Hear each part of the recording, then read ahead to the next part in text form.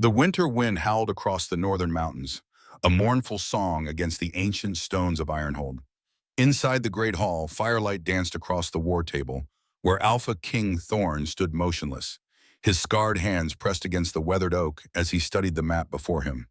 The territories of his kingdom spread beneath his fingertips, each marker representing packs loyal to his reign, each marker representing lives under his protection. His silver eyes narrowed as they traced the southern border. Reports of unrest had increased in recent moons, villages burning, livestock slaughtered, men and wolves alike found dead with silver blades buried in their hearts. The attacks grow bolder, Lord Dracus said, breaking the heavy silence. A tall figure with a neatly trimmed beard and calculating eyes, Dracus had served as chief advisor to the crown for 15 years. 3 more settlements raided this week alone. Thorn straightened, rolling his broad shoulders beneath the weight of his ceremonial armor. The metal gleamed in the firelight, polished to perfection, but marked with the dents and scars of real battle. Unlike many kings before him, Thorn wore no ornaments that he had not earned in combat. "Show me," Thorn commanded, his voice a low rumble that filled the stone chamber. Commandant Alaric stepped forward, his weathered face grim as he placed small red markers along the southern reaches of the map. Each one represented blood spilled on Thorn's lands, each one a failure of his protection. "The patterns suggest coordination," Alaric said. The old warrior had served the crown through 3 generations, his loyalty as unquestioned as the rising sun. "These are not random raids. Someone gathers forces against us." Thorn traced a finger along the line of attacks. The movement pulled at the scar tissue that ran from his temple down his left cheek, a permanent reminder of the rogue wars. 5 years had passed since he had stood victorious over the rebel forces, his claws dripping with the blood of would-be usurpers. 5 years of fragile peace bought with violence and held together by the respect his strength commanded. "What word from our spies?" Thorn asked. Lord Dracus produced a sealed parchment from within his robes. "Troubling whispers, Your Majesty. The old stories resurface. Tales of the Silver Wolf. Some claim the heir of Luna still lives."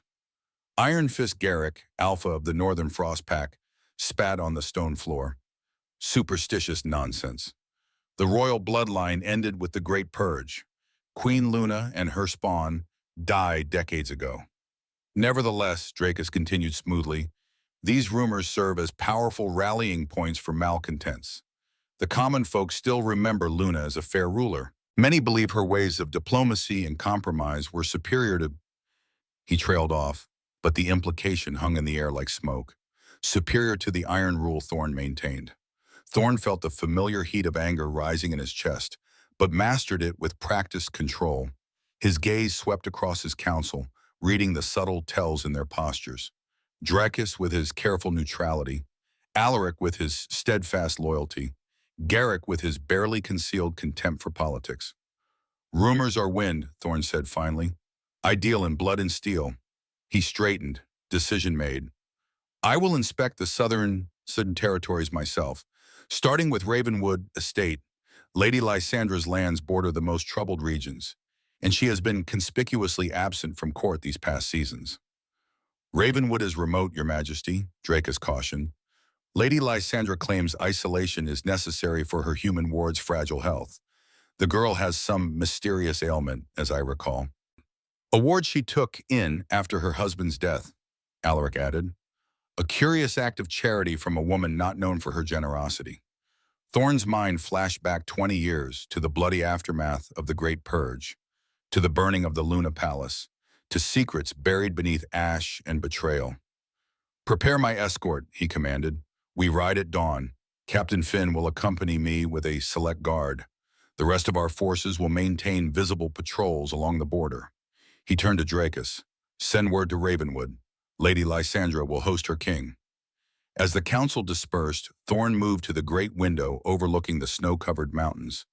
The lands that stretched before him had been unified through bloodshed, maintained through strength. Yet peace remained elusive, slipping through his grasp like water. The great Alpha who had raised him, trained him, had once said that ruling was not about being loved, but being necessary. Thorn had made himself necessary to his kingdom's survival. But in the quiet moments between battles, In the cold silence of his private chambers, he wondered if there could be more to kingship than fear and strength. The thought vanished as quickly as it came. Weakness had no place in an Alpha King's heart. Far to the south, in a crumbling fortress half reclaimed by nature, Alara awoke to the familiar sensation of poison coursing through her veins. The bitter herbs from her evening medicine still coated her tongue, numbing her thoughts and dulling her senses. Every morning began this way, with the struggle to separate dream from reality, to remember who she was beneath the fog. Ravenwood Estate stood isolated among ancient trees, its walls covered in creeping ivy and moss. Once it had been a proud outpost, a place of honor.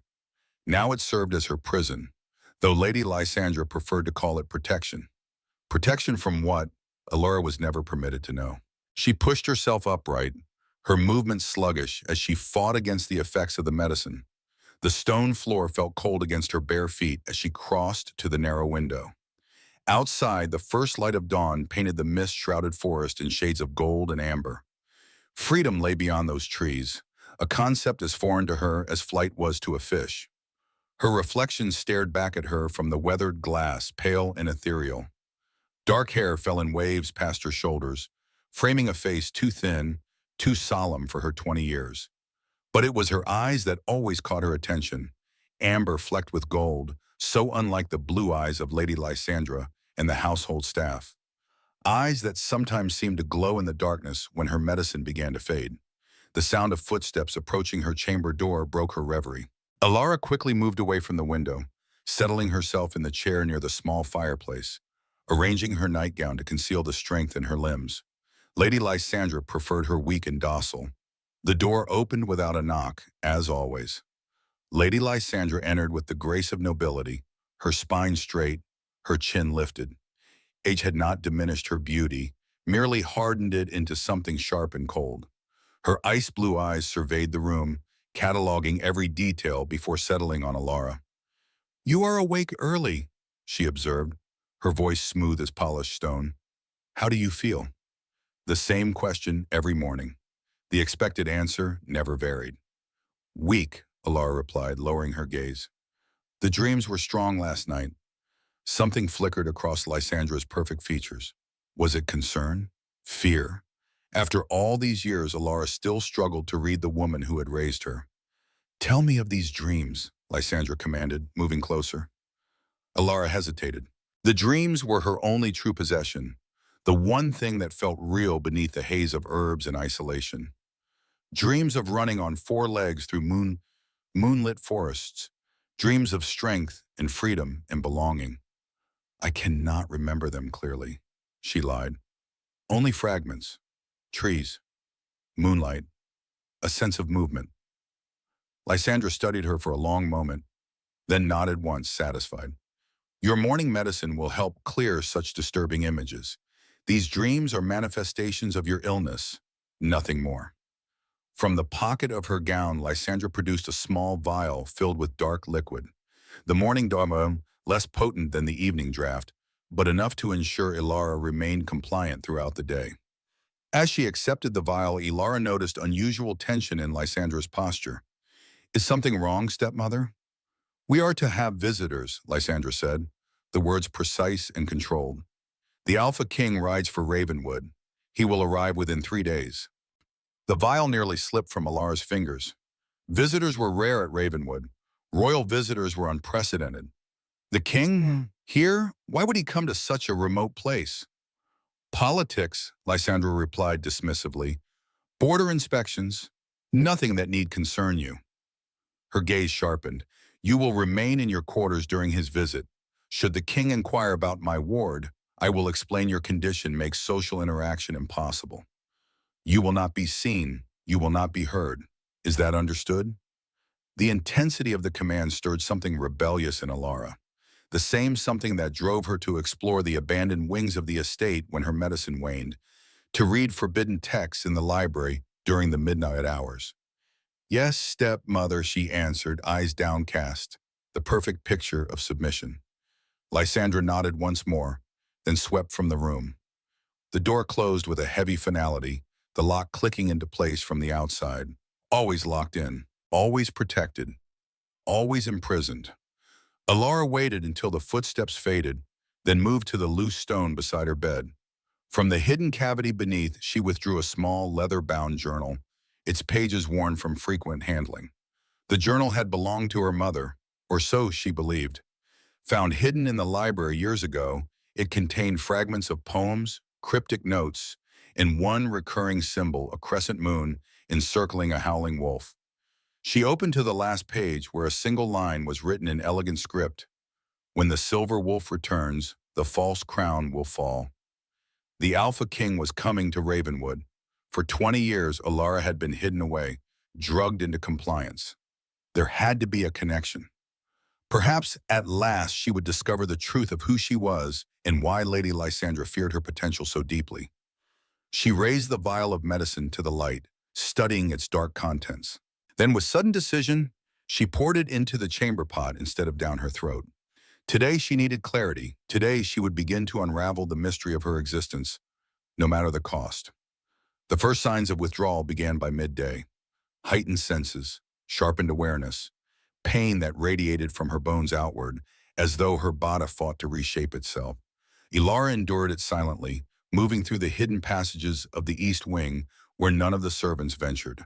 The old library awaited her there, its knowledge forbidden but accessible to one who knew the secret ways of Ravenwood. Dust motes danced in the shafts of light that pierced the partially collapsed roof of the ancient library. Books lined the walls, many damaged by exposure to the elements, but some remained intact in the sheltered corners. Alara moved with purpose toward the section on history, where leather-bound volumes chronicled the rise and fall of kingdoms long before Thorn's reign. Her fingers traced the spines until she found what she sought: the Great Purge and the Fall of Luna's Line. The book was slim, much of its contents censored by the victors who wrote the official account. Still, it contained more truth than Lady Lysandra had ever shared. 20 years ago, Queen Luna had ruled the wolf territories with wisdom and compassion. Her controversial policies of peace with human settlements and equality between packs had earned her the love of common folk, but the resentment of traditional alphas. When Luna took a mysterious mate from outside the royal bloodlines, the fragile political balance shattered. Rebellion erupted, led by powerful alpha lords who claimed Luna had betrayed their kind by diluting the royal blood. The book named Thorn's father, King Auric, as the righteous leader who restored order after Luna's betrayal. It spoke of how Luna and her infant daughter perished in the burning of the Summer Palace, how King Auric unified the fractured territories through strength and traditional values. What the book did not explain was why Lady Lysandra, a minor noble with ties to the old regime, had survived the purge, why she lived in isolation with a mysteriously ill ward, why she feared the Alpha King's visit. Alara closed the book, her mind racing despite the pain building behind her eyes. If Queen Luna had an infant daughter during the Great Purge, if that daughter had somehow survived, the implications were too enormous to contemplate. Such thoughts bordered on treason. Yet the pieces aligned with disturbing precision. The medicine to suppress her true nature, the isolation to hide her from those who might recognize something in her features, the recurring dreams of running as a wolf, not human. A sudden commotion from the main courtyard interrupted her thoughts. Male voices, the clatter of weapons, the sounds of horse and armored men.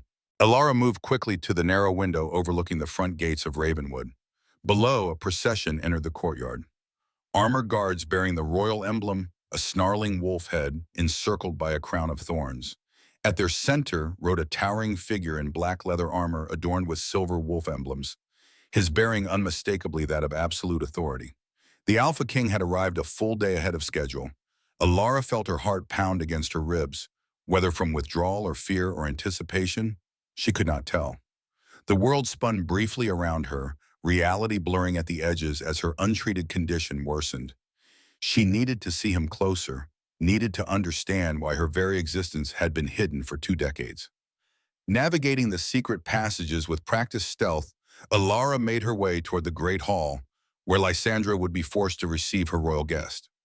The passage behind the Great Hall tapestry afforded a narrow view of the proceedings. Alara pressed her eye to the small gap, ignoring the tremors that now ran through her body at regular intervals. Lady Lysandra stood at the center of the hall, the perfect image of a welcoming hostess despite the unexpected arrival.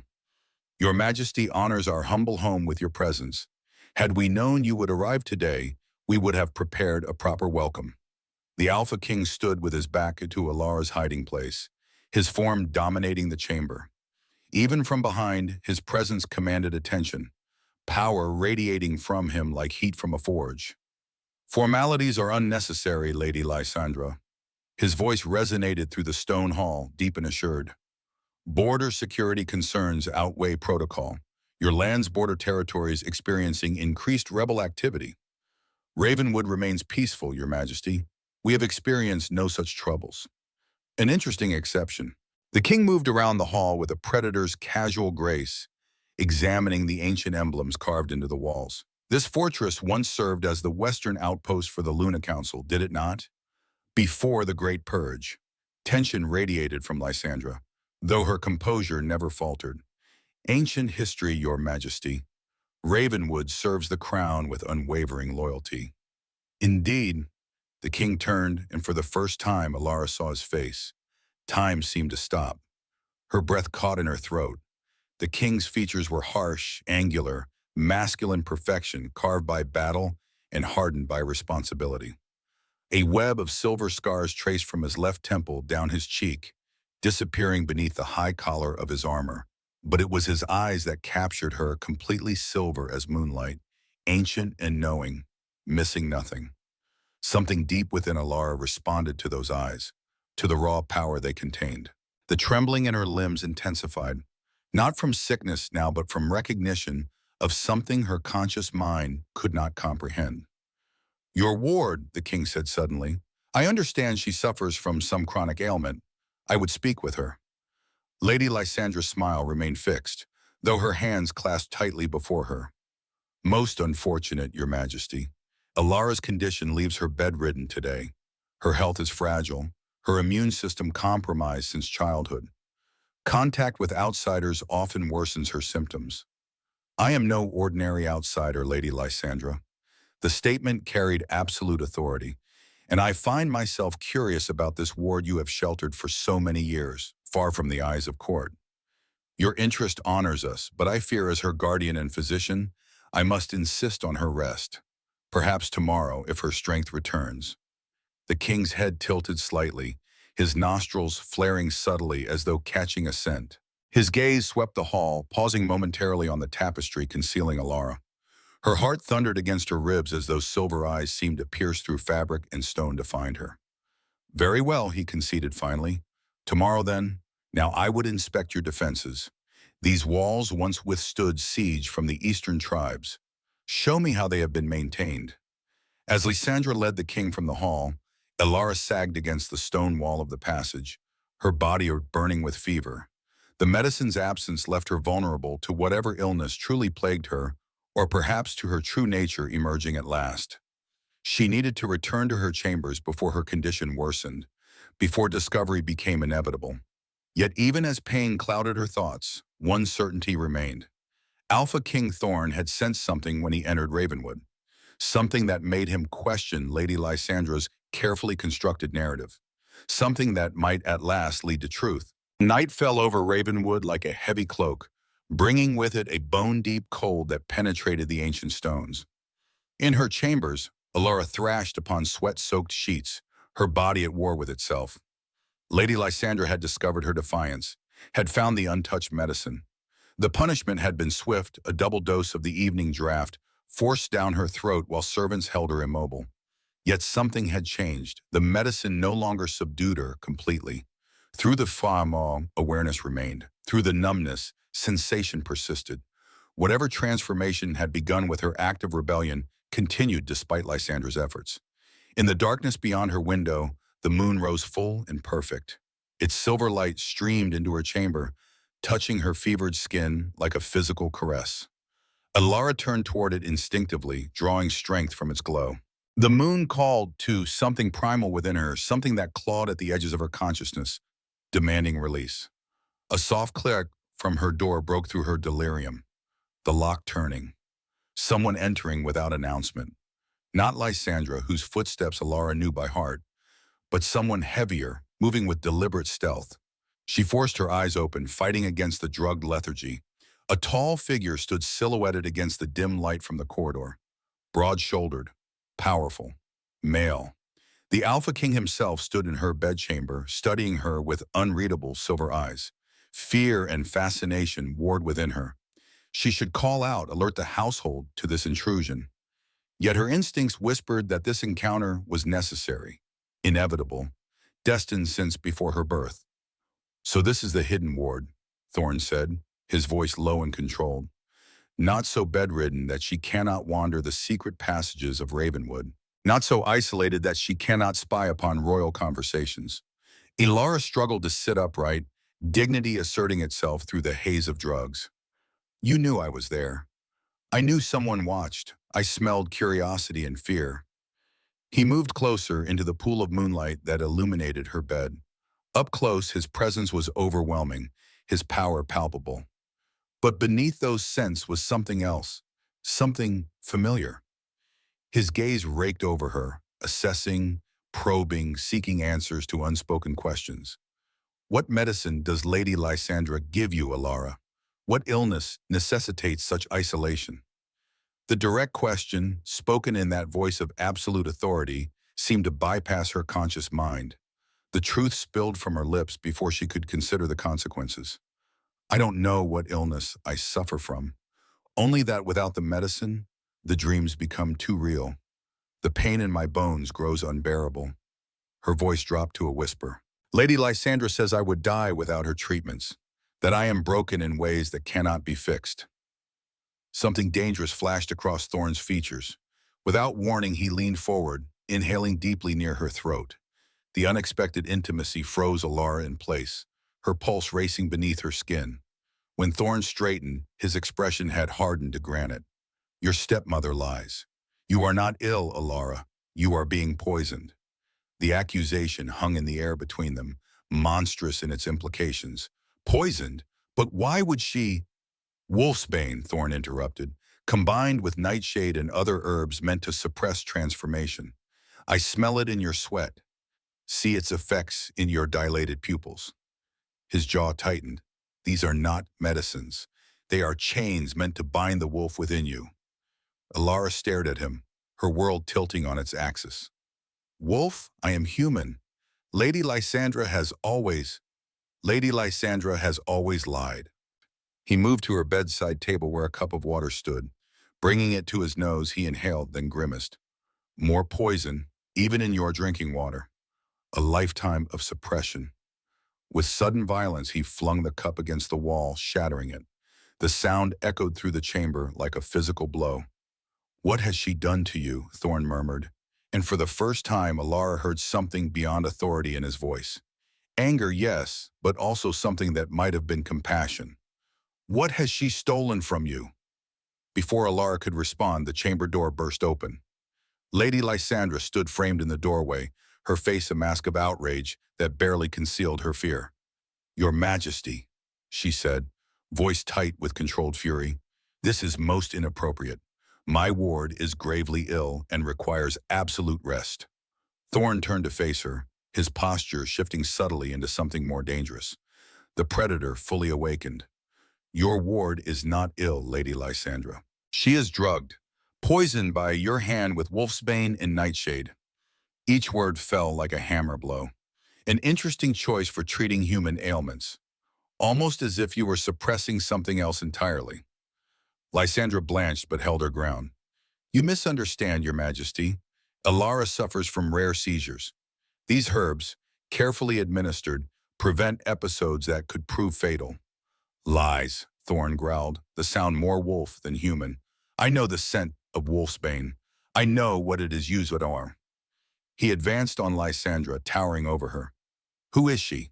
What bloodline do you hide beneath these poisons?" For the first time in Alara's memory, Lysandra's perfect composure shattered. Fear radiated from her in palpable waves. "She is no one," Lysandra insisted, desperation entering her voice. "A orphaned human child I took in from charity. Nothing more." "Bring me all remaining doses of her medicine," Thorne commanded. "Now." or I shall have my men search every corner of this estate until they are found." When Lysandra hesitated, Thorn raised his voice to a roar that shook dust from the ancient beams. "Now!" Lysandra fled, her footsteps receding rapidly down the corridor. Thorn turned back to Alara, his expression grave. "Can you stand?" Alara pushed back the covers, fighting against the heaviness in her limbs. With effort, she swung her feet to the floor and stood, swaying slightly. The moonlight seemed to strengthen her, pushing back the effects of the poison. "Good," Thorn said, approval warming his tone. "You have fought this suppression without even knowing what you fought against. There is strength in you." "What am I?" Alara asked, the question that had haunted her dreams finally given voice. "If not human, then what?" Before Thorn could answer, Lysandra returned, clutching a wooden box to her chest. Behind her came Captain Finn, Thorn's personal guard, his hand resting casually on the pommel of his sword. "The medicines, Your Majesty," Lysandra said, presenting the box with trembling hands. "But I implore you to reconsider. Without these treatments—" Thorn took the box and opened it, revealing rows of vials filled with dark liquid.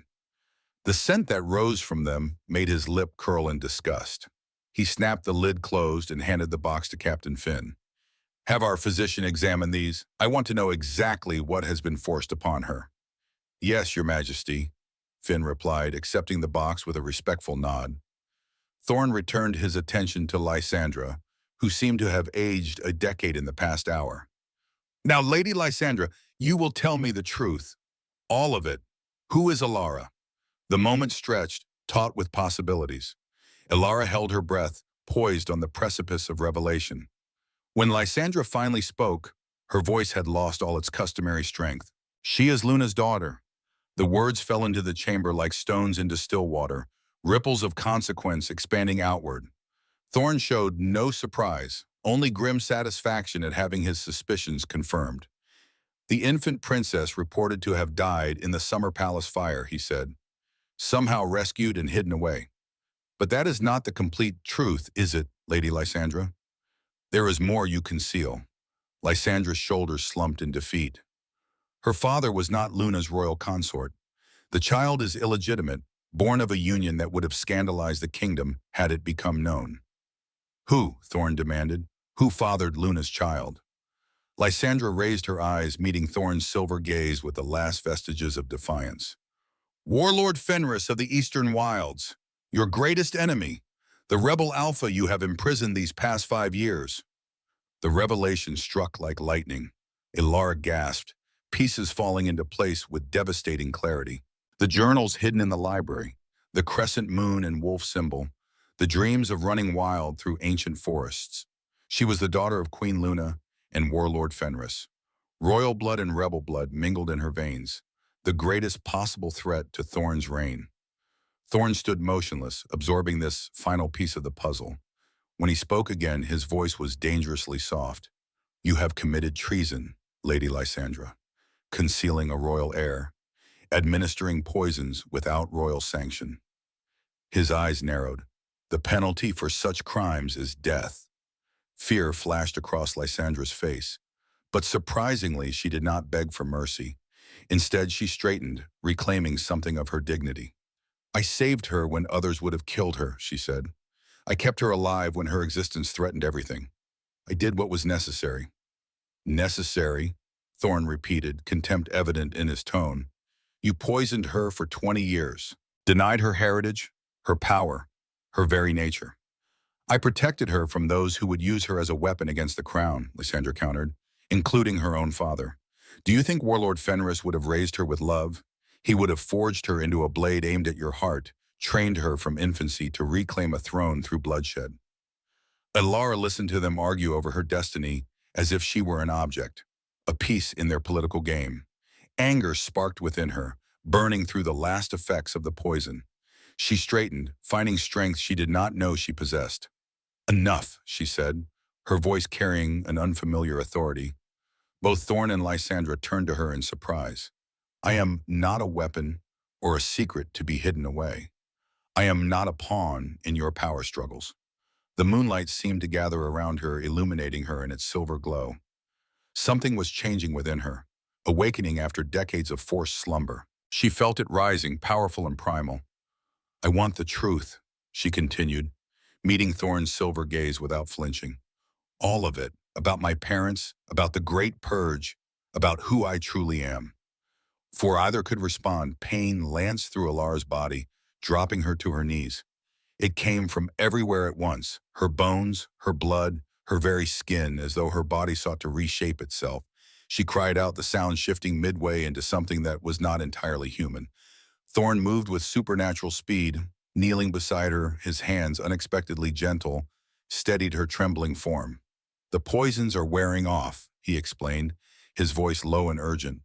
"Your true nature emerges at last, but the transition will be difficult after so many years of suppression."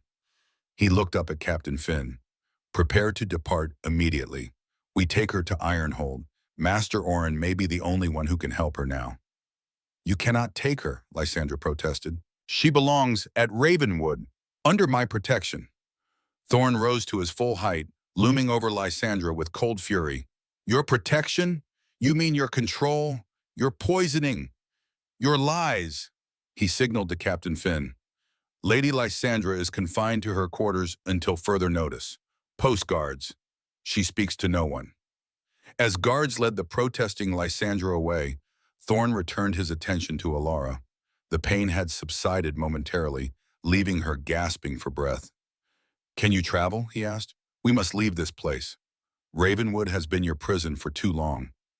Alara looked up at him, seeing not just the fearsome alpha king of legend, but a man offering escape from a lifetime of lies. Whether she could trust him remained uncertain, but for the first time in 20 years, choice lay before her. "Yes," she said, rising shakily to her feet. "I can travel." Thorne nodded once, satisfaction evident in his expression. "Then we ride for Ironhold. Tonight, you begin the journey to reclaim what was stolen from you."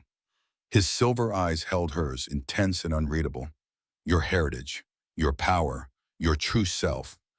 As Alara stood in the moonlight, poised between her past of secrets and a future of uncertainty, one truth remained clear.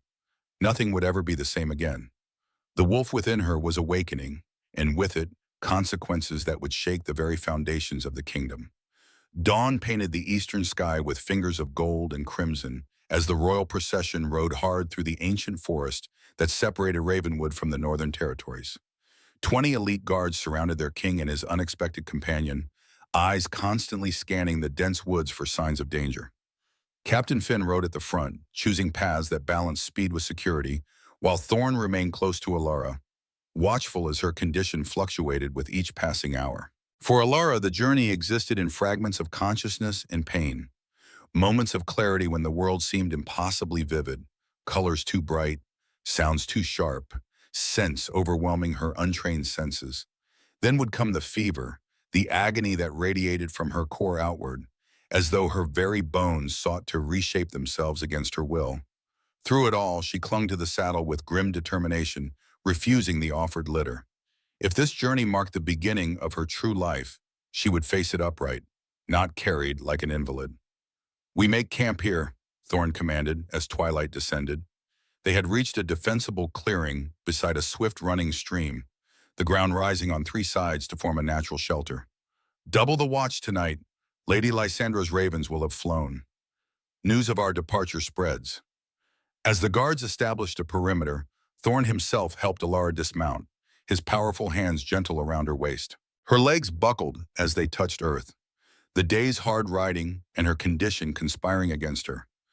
Without comment, he caught her weight against his chest, supporting her with an ease that spoke of tremendous strength controlled with precision. "The withdrawal worsens," he observed, his voice pitched low for her ears alone. His silver eyes studied her face, noting the fever-bright gaze, the sweat beading along her hairline despite the cool evening air. "Your body fights to reclaim what the poisons suppressed." Alara forced herself to stand straighter, though she did not pull away from his steadying grip. "Tell me what's happening to me. No more secrets, no more half-truths." Something that might have been respect flickered in Thorne's expression. He nodded once, then guided her toward a sheltered spot near where the guards were building a central fire. "You are werewolf," he said simply, once they were seated on fallen logs, born of two powerful bloodlines. Your mother, Queen Luna, carried the silver blood, the oldest and purest werewolf lineage, stretching back to the first pack. Your father, his jaw tightened slightly. Warlord Fenris possesses the rare battle blood, granting superior strength and ferocity in wolf form. He paused, watching the information land. When Alara remained silent, absorbing rather than denying, he continued with greater confidence. In most werewolf children, the first transformation occurs during puberty, but Lady Lysandra prevented yours through careful, consistent poisoning. Wolfsbane to suppress the change, nightshade to dull your enhanced senses, other herbs to keep you weak, compliant, human. Why? The question emerged as barely more than a whisper. Why go to such lengths? Thorn's expression darkened. Politics, power, fear. Your existence threatens the very foundation of my reign. His honesty was unexpected, brutal in its clarity. After the Great Purge, stability required certainty. The certainty that Luna's line had ended, that challenges to the new order would not come from legitimate royal blood. Yet you've taken me from Ravenwood. You're helping me. Alara studied him, trying to read beneath the imposing exterior to the motives within. Why would you assist the very threat Lady Lysandra tried to neutralize? For a long moment, Thorn was silent, his gaze fixed on the dancing flames of the newly built fire. The firelight caught the silver in his eyes, making them glow like a predator's in the gathering darkness. 20 years ago, my father led the rebellion against Queen Luna, he finally said. I was young but old enough to fight, old enough to believe in our cause with absolute conviction. We fought for tradition, for the old ways, against Luna's radical changes. His voice grew distant with memory. I was there when the summer palace burned. I saw bodies pulled from the ashes. A woman, a child, both unrecognizable but declared to be Luna and her infant daughter. He turned back to Alara, his expression unreadable. I built my reign on that foundation, on the belief that I fought for right against wrong, that the bloodshed served a greater purpose. Something fierce flashed in his gaze. If that foundation was built on lies, I will know the truth of it, whatever the cost to my crown. Before Alara could respond, a spasm of pain contorted her body. She doubled over, a cry escaping her lips before she could suppress it. The agony was different this time, more focused, centering in her chest and spreading outward in pulses that matched her racing heartbeat. Thorn moved with preternatural speed, kneeling before her, his hands gripping her shoulders to keep her from falling. Fight through it, he urged, his voice a low command. Don't resist the change. Your body remembers what your mind never learned. I don't know how, she gasped, as another wave crashed through her. It's tearing me apart. Without hesitation, Thorn pressed his forehead against hers, forcing her to meet his silver gaze. Breathe with me. Match my rhythm. He demonstrated, drawing air in a slow, controlled inhalation, then releasing it steadily. The wolf is not separate from you. It is you, the truest version of your soul. Alara struggled to follow his instruction, to find the pattern of his breathing through the haze of pain. Gradually, impossibly, something aligned within her. The agony receded, not gone but transformed into a different sensation, like muscles stretched to their limit rather than bones breaking. There, Thorn murmured, approval warming his tone. You begin to understand. Captain Finn approached, his expression carefully neutral as he observed their closeness. Your Majesty, scouts report the road ahead is clear. We should reach Ironhold by midday tomorrow if we maintain our pace. Thorn straightened, though one hand remained on Alara's shoulder, steadying her. Double the rear guard. I expect pursuit once Lady Lysandra's allies realize she has lost control of her prize. Already done, Your Majesty. Finn's gaze shifted briefly to Alara, assessing. Master Orin has been notified of our arrival and the nature of his patient. He prepares even now. Good. Thorn nodded in dismissal, and Finn withdrew to oversee the camp's defenses. Night descended fully upon the forest, the darkness broken only by the camp's fire and the silver light of the waxing moon overhead. Alara felt its pull like a physical caress, drawing something from deep within her toward the surface of her being. Will I change tonight? She asked. an edge of fear in her voice. Thorn shook his head. Not yet. The poisons must leave your system completely before full transformation becomes possible. Master Orin will guide that process once we reach Ironhold. His expression softened marginally. Rest now. Tomorrow's journey will test your endurance.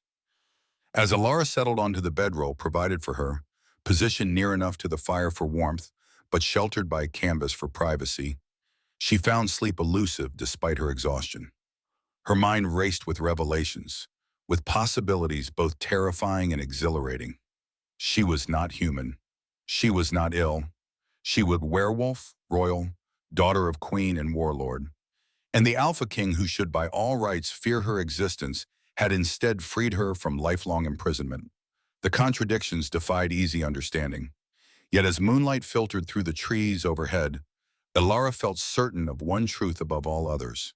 For the first time in 20 years, she was moving toward her destiny rather than away from it. Whether that destiny brought freedom or merely a different kind of cage remained to be seen. Ironhold rose from the northern mountains like an extension of the stone itself, ancient and unyielding.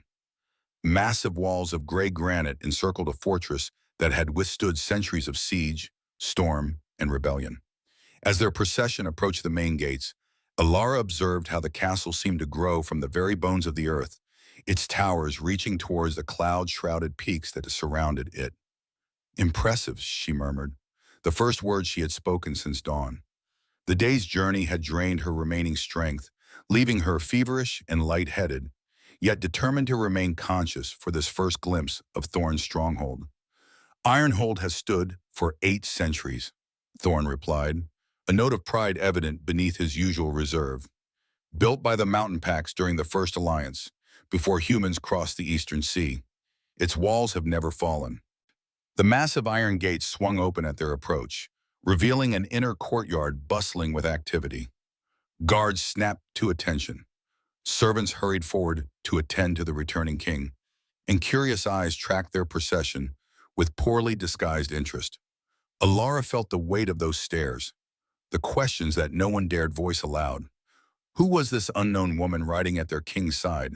Why did she warrant the protection of the royal guard? Thorn dismounted with fluid grace, then moved to assist Alara.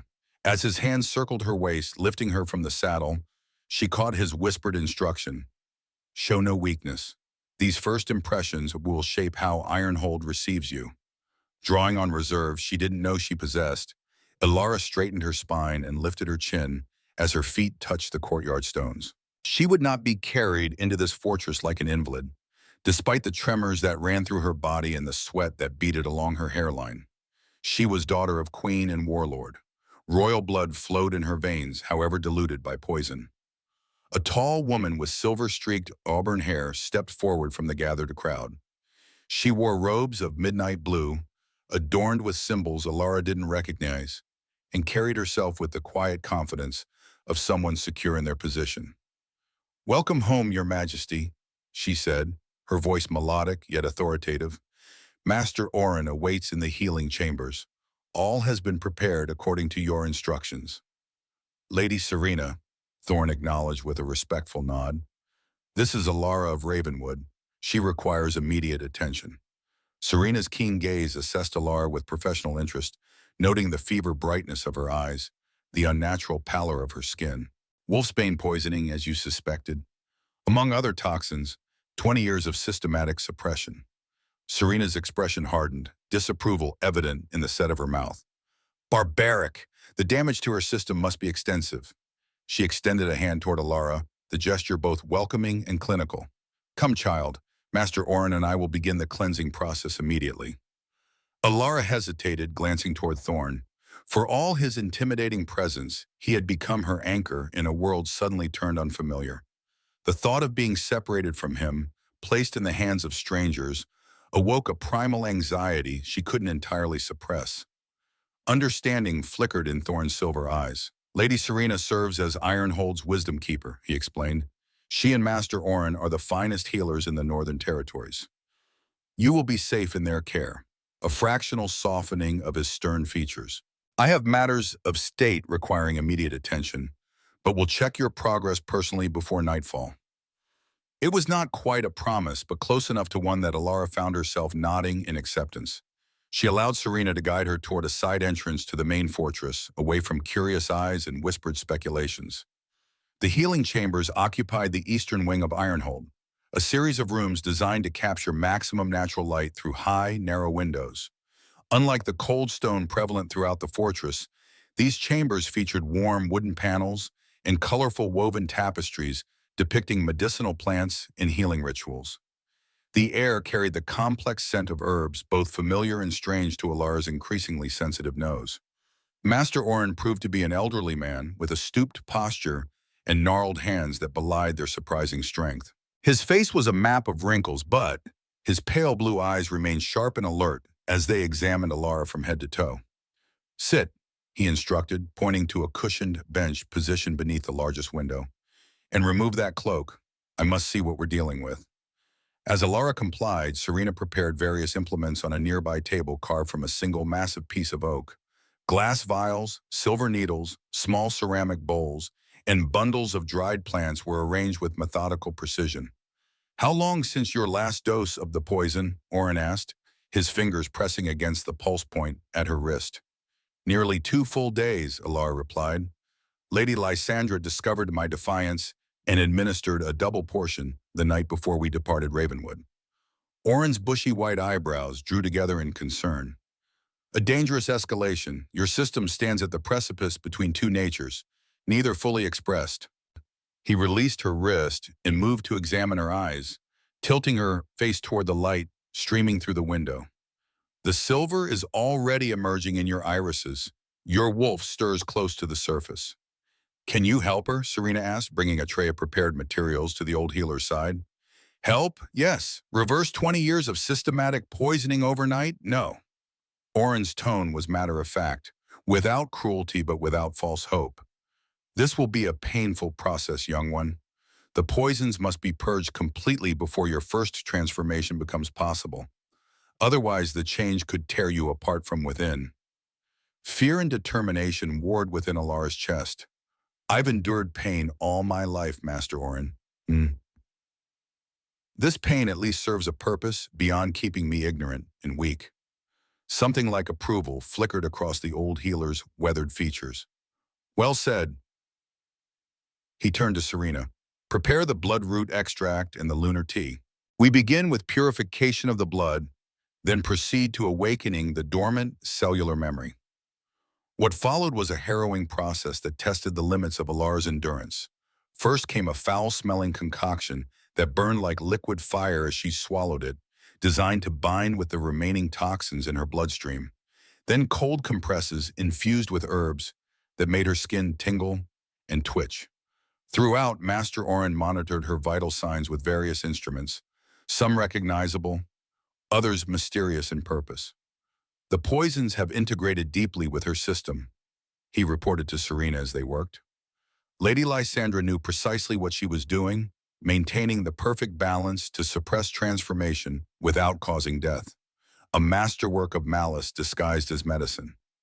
"Will there be permanent damage?" Serena asked, her voice pitched low as though Alara weren't present. Orin's expression grew grave. "Difficult to say. The wolf blood is powerful, resilient, but 20 years of suppression during critical developmental phases." He shook his head. "We proceed carefully. The lunar tea next, I think." The lunar tea, served in a silver chalice decorated with phases of the moon, tasted of moonlight and forest soil, of wild things and ancient magic. As it spread through her system, Ilara felt something deep within her respond, unfurling like a flower long denied sunlight. The sensation was both exquisite and excruciating. Pleasure and pain, so intertwined, they became indistinguishable. Time lost meaning as the treatment progressed. At some point, Alara became aware that night had fallen, moonlight replacing sunlight through the high windows. The healing chamber now contained only Master Orin, who sat in quiet meditation nearby, monitoring her condition with occasional checks of her pulse and pupils. "The worst has passed," he informed her, when he noticed her renewed awareness. "Your body begins the long journey toward balance. Rest now. The real work begins tomorrow." "Master Orin," Alara said, her voice hoarse from hours of suppressed cries. What am I becoming? The old healer studied her for a long moment, his gaze assessing not just her physical condition, but something deeper, more essential. You are becoming yourself, child, he finally answered. The self that was locked away since infancy. The self that carries the legacy of two powerful bloodlines. A rare smile creased his lined face. In a rather extraordinary self it appears to be.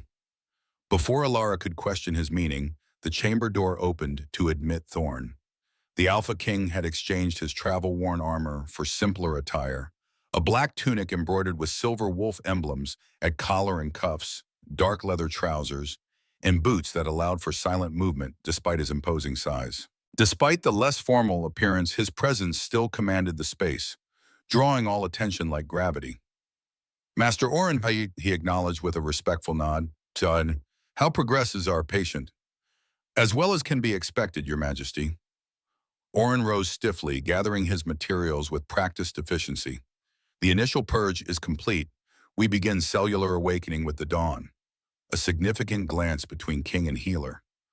The signs are promising, more than promising, in fact.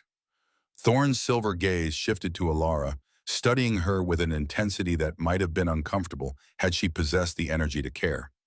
You should rest, he said after Oren had departed with a respectful bow. So I've been told. Alara attempted a smile that didn't quite reach her eyes. Yet rest eludes me. Too many questions crowd my mind. Too many revelations. After a moment's consideration, Thorn pulled a chair close to her bedside and seated himself with casual grace that belied his massive frame. Ask your questions, then. I promised you truth. My father, Ilara began, choosing the most immediate puzzle. You imprisoned him 5 years ago, after the Rogue Wars. Is he still alive? Yes. Thorn's answer came without hesitation. Warlord Fenris lives confined in the western tower of Ironhold. His crimes warranted execution, but I chose imprisonment instead. Why? A complexity of emotion flickered beneath Thorn's controlled exterior. Killing him would have made him a martyr to his cause. The rebel factions would have rallied around his memory, perhaps found another charismatic leader to continue his work. His jaw tightened, and there were questions only Fenris could answer. Questions about the past, about the Great Purge, about secrets buried with Queen Luna. Does he know about me, that I survived? No. As far as the world knew, you perished with your mother in the Summer Palace fire. Thorn studied her, gauging her reaction. Do you wish to see him? The question caught Ilara unprepared. Did she want to meet the father she'd never known? The warlord whose rebellion had cost her mother's life and led to her own imprisonment in all but name? Not yet, she decided. Not until I understand more about who I am, who he is. Not until I can face him as something other than the weak, ignorant girl Lady Lysandra created. Approval warmed Thorn's expression. A wise choice. Fenris is complicated, dangerous in ways that transcend physical threat. He possesses a vision that blinds him to the cost of achieving it, a charisma that turns that blindness into a virtue others willingly adopt. You speak as though you know him well. I know my enemy, Thorn replied simply. Then, surprising her, he added, he was my mentor once, before the rebellion. The finest warrior in Queen Luna's court, tasked with training the sons of noble houses in combat. I learned the foundation of everything I know about battle from Warlord Fenris. A shadow crossed his features, including how to kill without remorse when necessity demands it. The revelation reshaped Alara's understanding of both men, adding layers of complexity to what she had assumed was simple enmity. And my mother, did you know her as well? Not personally, I was too young, my rank too insignificant to be presented at court before the rebellion began. Something like regret colored his tone. I knew her only as the queen whose policies my father opposed, whose rule we fought to end. Only after her death did I begin to question whether we had been right to do so. Exhaustion finally began to claim Alara, her eyelids growing heavy despite her fascination with these glimpses into the past that had shaped her existence. Thorn noticed immediately, rising from his chair with fluid grace. Sleep now, he said, his voice gentler than she had yet heard it. Your body requires rest to heal, to prepare for what comes next. As he moved toward the door, Alara found herself reluctant to see him go. "Will you tell me more tomorrow?" she asked. "About the past? About what happened during the Great Purge?" Thorn paused, looking back at her with an unreadable expression. "Tomorrow we focus on your recovery, on bringing your wolf safely to the surface." A slight hesitation, then, "But yes, in time I will tell you everything I know of those days.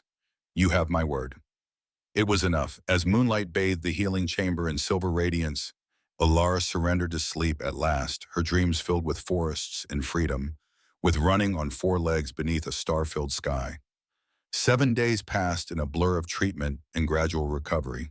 Each morning, Master Orin administered new combinations of herbs designed to awaken dormant aspects of Alara's werewolf nature. Each afternoon, Lady Serena guided her through meditation techniques to help her connect with the wolf stirring beneath her human skin. Throughout, her senses sharpened exponentially, overwhelming her with input her brain had never learned to process. "The world as you have known it is but a shadow of its true self," Serena explained as they sat in the private garden attached to the healing chambers. "What humans perceive as a single scent, we recognize as dozens of distinct elements. What they hear as silence contains countless subtle sounds. Your brain must learn to filter, to focus, to interpret." The lessons proved as exhausting as they were exhilarating. By the seventh evening, Alara could distinguish between the unique sense of every person who entered her chambers, could hear conversations 3 rooms distant, could see with perfect clarity in near darkness. Yet the final transformation, the complete emergence of her wolf form, remained elusive. "The moon waxes toward fullness," Master Orin observed as he completed his evening examination. 3 nights until the apex of its power. That will be the moment of greatest potential, when the barrier between forms thins to transparency. "Will it hurt?" Alara asked, unable to keep the apprehension from her voice. The memory of pain from her withdrawal remained vivid in her mind. "The first change always brings discomfort," the old healer admitted. "Bones reshape, muscles reconfigure, consciousness expands. But it is a productive pain, not the destructive agony you experienced as the poisons left your system." He patted her hand with grandfatherly affection. "You are strong, Alara of Ravenwood. Stronger than you yet realize." That evening, as twilight deepened into true night, a knock at her chamber door heralded an unexpected visitor. Captain Finn stood at attention in the corridor, his expression professionally neutral. "His Majesty requests your presence in the western courtyard, if you feel strong enough," he announced. "Training exercises are underway that he believes may interest you." Curiosity overcame Alara's fatigue. She had seen little of Thorn in recent days, aware that matters of state occupied his attention while she focused on recovery. The opportunity to observe him in a different context appealed to her increasingly active mind. The western courtyard proved to be a training ground for the Royal Guard, its packed earth surface surrounded by racks of training weapons and observation benches. As Finn escorted her to a seat of honor beneath a canvas awning, Ilara's enhanced vision quickly found Thorn among the assembled warriors. The Alpha King had shed his formal attire and royal dignity, dressed now in simple training clothes that emphasized his powerful physique rather than his status. Barefoot and bare-chested, he moved through combat forms with lethal grace, demonstrating techniques to a circle of attentive guards. Even in practice, his movements contained a controlled violence that spoke of absolute mastery over his body and his wolf nature. "The king trains with his men 3 evenings each week," Finn explained, noticing her fascination. "He believes a ruler who cannot fight alongside his warriors has no right to command their loyalty in battle."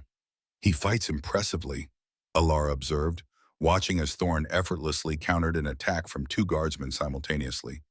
"You observe only his human combat skills," Finn replied with a hint of pride. "When the wolf emerges, his prowess borders on supernatural. I have seen him take down 6 opponents without suffering a scratch." The training session continued for another hour, transitioning from unarmed combat to sword work, then to specialized techniques clearly designed for fighting other werewolves. Throughout, Thorn moved with the confidence of one born to battle, his instructions clear and precise, his demonstrations flawless.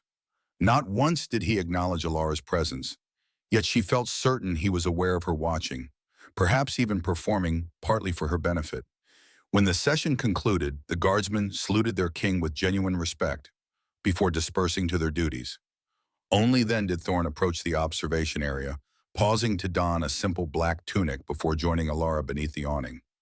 "I apologize for the display," he said, though his expression suggested no real remorse. "Captain Finn should have mentioned the nature of the training before bringing you." "No apology necessary," Alara replied truthfully. "It was educational. I know nothing of fighting, whether human or wolf. A deliberate gap in your education, no doubt." Thorn accepted a cup of water from an attending servant, draining it in a single swallow before continuing. "Lady Lysandra ensured you possessed neither the knowledge nor the physical capability to challenge her control. She taught me other things," Alara found herself defending, surprising both Thorn and herself. "History, literature, mathematics, music. My prison was comfortable, my mind not entirely neglected. A gilded cage remains a cage."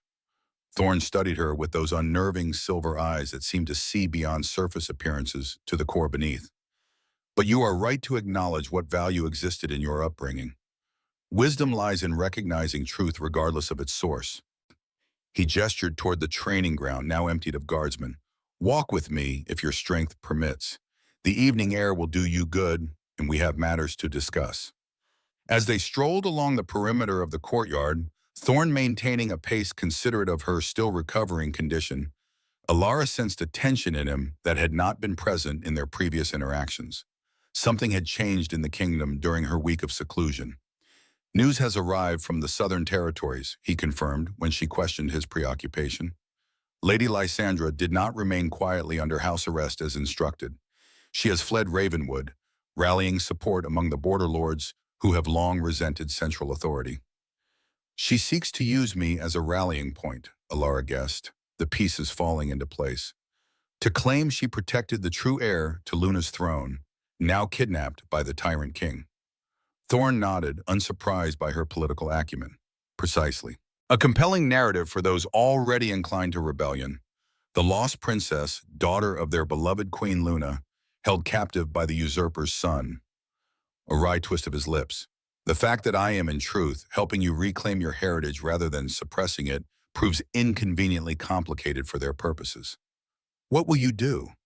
Prepare for conflict while seeking diplomatic solutions. The usual business of kingship." He stopped walking, turning to face her directly. "But that is not why I asked you here tonight. Master Oren reports that your recovery proceeds more rapidly than expected, that your wolf stirs close to the surface, seeking emergence."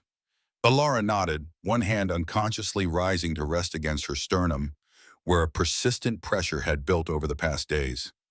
"I feel it, especially at night when the moon rises. Something inside me responds to its light, yearns toward it." "3 nights until the full moon," Thorn said. "Traditionally, that would be the moment chosen for your first transformation, when the power flowing between moon and wolf reaches its apex." His expression grew more intense. "But tradition assumes a controlled environment, a peaceful transition. Current circumstances may not afford us that luxury." Understanding dawned. "You think Lady Lysandra might strike before then? That whatever she plans requires preventing my transformation? It would be consistent with her past actions." Thorn's gaze swept the fortress walls, where guards patrolled with heightened vigilance. "Ironhold remains the most defensible position in the Northern Territories, but no fortress is impregnable to treachery from within." The implication sent a chill through Alara, despite the mild evening air. "You suspect spies among your own people?" "I suspect everyone until proven loyal," Thorn replied without apology. 20 years of secrets and deception have taught me caution." His attention returned to her, assessing. "Master Oren believes you could attempt transformation tonight without waiting for the full moon. The process would be more challenging, but possibly safer than delaying." Fear and anticipation warred within Alara's chest. What happens if something goes wrong? If the transformation fails? "At best, nothing. Your human form remains dominant until the next attempt." Thorn's honesty remained unflinching. "At worst, you could be caught between forms, neither fully human nor fully wolf. Such cases rarely survive." The stark reality of her situation crystallized in that moment.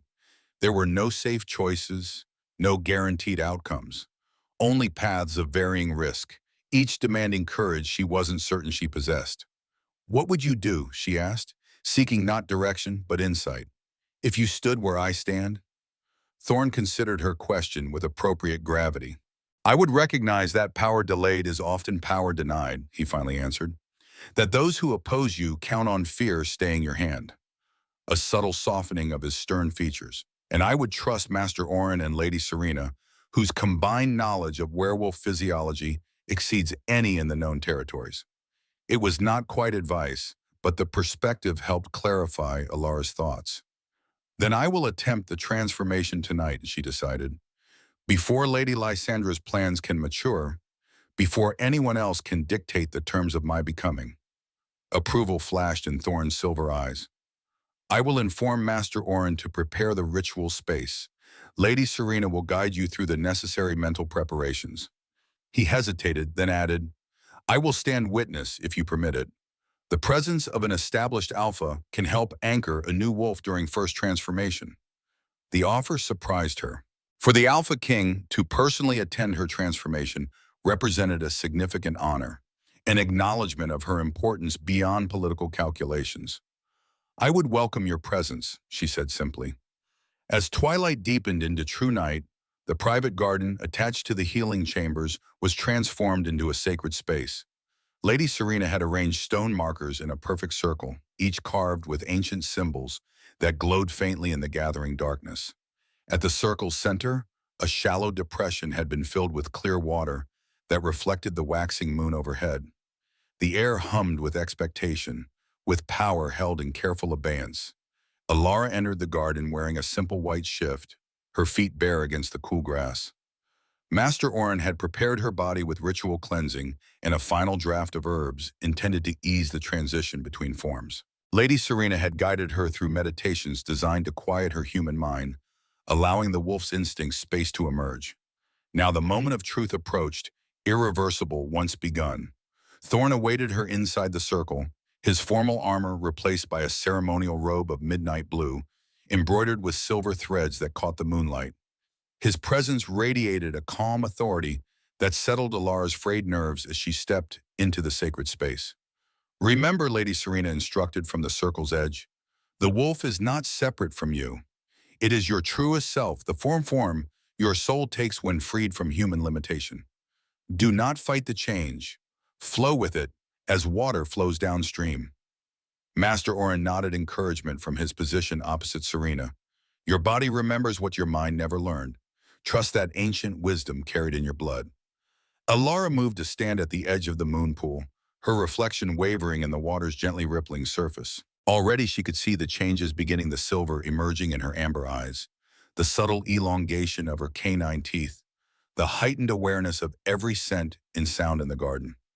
"Close your eyes," Thorne instructed, his voice pitched to resonate with something beyond her human hearing. "Feel the moonlight on your skin. Let it call to the wolf within."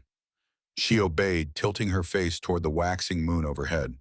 Its light caressed her upturned features, penetrating deeper than mere skin, illuminating something that had slumbered in darkness for 20 years. The pressure in her chest intensified, no longer uncomfortable but exhilarating, like wings unfurling after too long confined. "Now," Thorne commanded, "release control. Become." The transformation began slowly, then accelerated with breathtaking speed. Bones shifted beneath her skin, muscles reconfigured, perspective altered as her center of gravity changed. Pain flared and receded, replaced by a rush of sensations too complex for her human mind to process. The white shift fell away as her form changed, no longer suitable for the body emerging from within the human shell that had contained it for so long. Throughout, Thorne remained present, his steady gaze carrying her to reality as her consciousness expanded into unfamiliar dimensions. His voice reached her even as human language lost meaning, conveying not words but reassurance, guidance, respect. When the transformation completed, Alara stood on four legs for the first time, her new form reflected in the moon pool's still surface. A wolf of extraordinary size and grace gazed back at her, its fur not the common gray or brown of northern packs, but pure silver white, shimmering in the moonlight like freshly fallen snow. Only her eyes remained unchanged, amber flecked with gold, windows to the human consciousness that remained awake and aware within the wolf's form. Gasps rose from the circle's edge, where Master Orin and Lady Serena witnessed her rebirth. Even Thorn, who had maintained perfect composure throughout, showed momentary astonishment before mastering his expression once more. "Silver Wolf," Master Orin whispered, awe evident in his tone, just as the prophecy foretold. Alara turned her lupine head toward the old healer, a question forming in her mind though she had no means to voice it. Prophecy? What prophecy spoke of a silver wolf? Before answers could be sought, new sensations overwhelmed her. Scents flooded her consciousness, thousands of distinct elements combining to form a complex map of her surroundings. Sounds previously inaudible now registered with perfect clarity the heartbeats of each person present, the wing beats of an owl passing overhead, the subtle movements of small creatures in the garden soil. Most extraordinary of all came a new awareness of emotions radiating from those around her. Not mere impressions, but detailed perceptions of fear, wonder, concern, and calculation emanating from the human observers like heat from flame. Thorn knelt before her, bringing his face level with hers, his silver eyes meeting her amber gaze without fear or dominance display. "First transformation, successfully completed," he said, satisfaction evident in his tone. "Your royal bloodline expresses itself without dilution, despite decades of suppression." A rare smile curved his lips. "Well done, Ilara of Ravenwood. Or perhaps I should say, Princess Ilara, daughter of Luna, rightful heir to the silver throne." The title resonated through Alara's dual consciousness, human and wolf alike, recognizing its significance. Not just werewolf, but royalty. Not just survivor, but heir. The implications stretched before her, like the path of moonlight across still water, leading toward a future simultaneously terrifying and exhilarating. A sudden disturbance at the garden entrance shattered the moment of revelation. Captain Finn burst through the ornate wooden doors, his expression grim despite his attempt to maintain protocol. "Your Majesty," he said, executing a hasty bow, "forgive the interruption, but riders approach from the south. They bear the banner of Lady Lysandra alongside the ancient standard of Queen Luna's house. They demand audience, claiming to represent the true Baum heir to the silver throne." Thorn rose to his full height, authority settling around him like a cloak. "How many?" "A small diplomatic party only, 6 riders led by Lord Dracus himself." Shock rippled through the assembled witnesses. Lord Dracus, Thorn's chief advisor, now apparently allied with Lady Lysandra's faction. The betrayal cut deep, evident in the momentary flash of genuine emotion that crossed Thorn's features before his kingly mask reasserted itself. "So," he said, his voice deceptively calm, "the game advances to its next phase." He turned to Master Orin. "Can she reverse the transformation? Return to human form to face this challenge?" The old healer shook his head. "Not advisable. First transformation should complete its natural cycle, allowing her systems to fully adjust. Forcing a return too soon could cause psychological damage, even physical harm. Then we proceed without her visible presence." Thorn's gaze returned to Alara, who absorbed the exchange with her heightened wolf senses. "Rest, princess. Complete your becoming. I will handle Lord Dracus and whatever scheme he brings to our gates." As Thorn strode from the garden, his ceremonial robe billowing behind him, Alara felt a curious doubling of perception. Part of her consciousness followed him, drawn by an inexplicable connection that transcended physical proximity. She perceived his controlled anger, his tactical mind already calculating responses to this betrayal. Beneath those immediate reactions lay deeper currents of determination and something more personal, more protective, directed toward her. Lady Serena noticed her distraction immediately.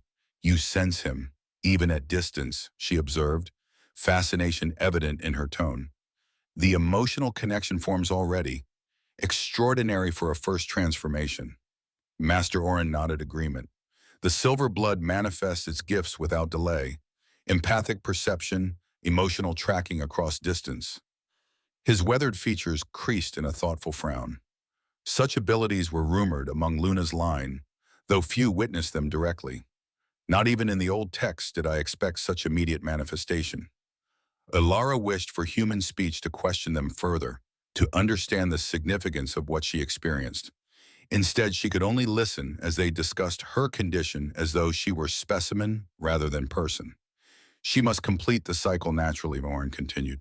Her systems require time to integrate the change, to establish balance between forms. Dawn should bring the reverse transformation. He glanced toward the garden entrance where Finn had delivered his news. Let us hope Thorn can delay whatever confrontation brews until then. The princess must face her enemies with all faculties intact, not caught between worlds. Lady Serena placed a gentle hand on Alara's silver fur, the touch conveying reassurance. Rest, princess. Allow the wolf's wisdom to teach your human mind. When dawn comes, you will carry that wisdom back across the threshold, stronger for having embraced both aspects of your nature.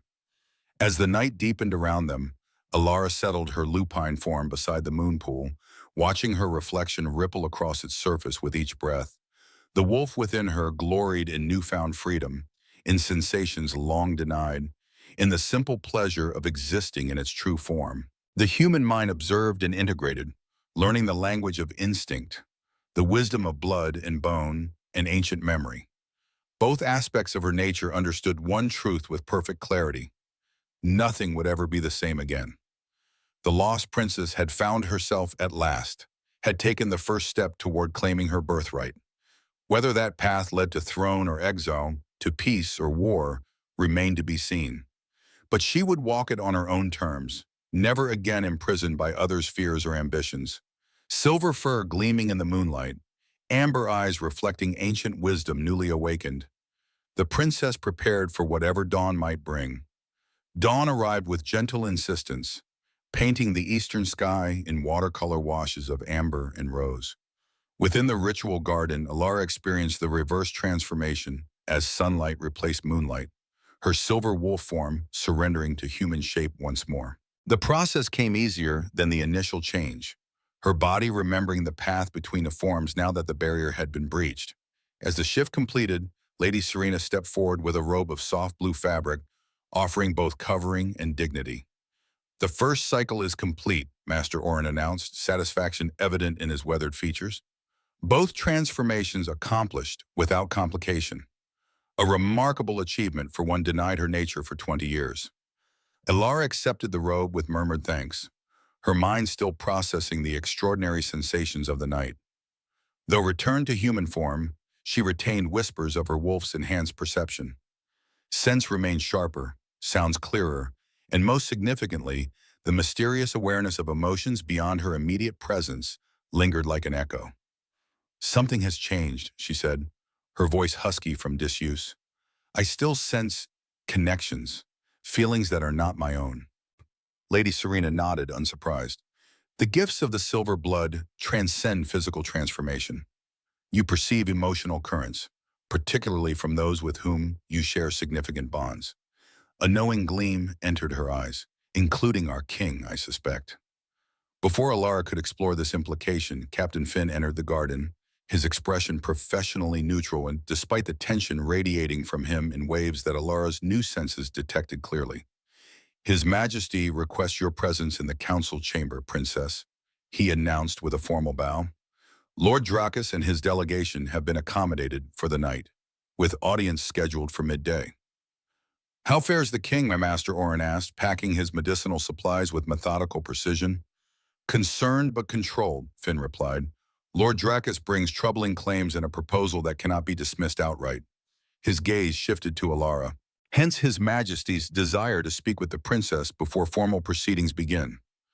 The council chamber occupied the highest level of Ironhold's central tower, its walls lined with ancient tapestries depicting the founding of the werewolf kingdoms. Massive windows faced each cardinal direction, allowing the Alpha King to survey his territories from this command position. When Alara entered, she found Thorn standing before the eastern window, his powerful frame silhouetted against the rising sun. Though he did not immediately turn, she knew he registered her presence by the subtle shift in his posture. You have completed your first transformation cycle, he stated rather than asked. finally turning to face her. Fatigue lined his features, evidence of a sleepless night spent in strategic deliberation. Master Oren reports no complications. None, Alara confirmed, moving further into the chamber. The space felt charged with restless energy that her enhanced senses interpreted as barely controlled anger beneath Thorn's calm exterior. Though I find myself changed in unexpected ways. The empathic gifts of the silver blood, Thorn nodded. Luna possessed similar abilities, though few witnessed their full expression. She could sense deception, fear, ambition beneath the masks courtiers present to their queen. A grim smile touched his lips, an inconvenient talent for those who plotted against her. As I now sense your concern beneath this conversation, Alara said boldly, what proposal does Lord Drakus bring that disturbs you so deeply? Thorn studied her for a moment, perhaps adjusting to her newfound directness. Marriage, he finally stated, the single word hanging in the air between them. Lord Drakus proposes to end potential conflict through union of bloodlines. The Alpha King wed to Luna's heir, combining two claims into one undisputed rule. The suggestion struck Alara with physical force, her newly awakened senses reeling from its implications. A political solution to prevent bloodshed, she managed, striving to match Thorn's controlled tone despite her inner turmoil. So Lord Drakus frames it, Thorn agreed, his silver eyes revealing nothing of his personal reaction to the proposal.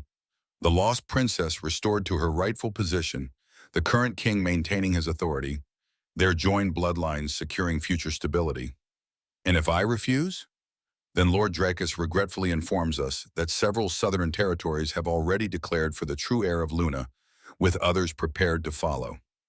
War becomes inevitable. Thorn's expression hardened. A war fought in your name, whether you desire it or not.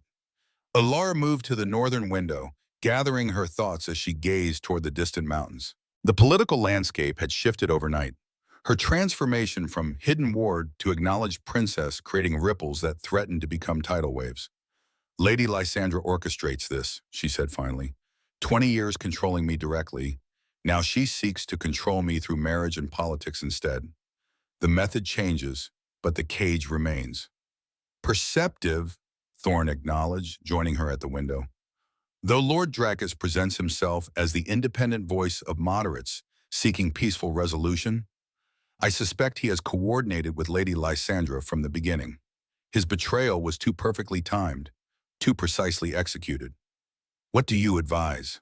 Alara asked, turning to face him directly.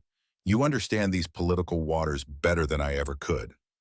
Thorn's expression revealed a moment of genuine surprise at her request for counsel. You ask my guidance in a matter where my own position hangs in the balance, where my advice cannot be untainted by self-interest? I ask because you have shown me truth when others offered lies, Alara replied simply. Because despite every reason to view me as threat, you freed me from my prison and helped restore my true nature.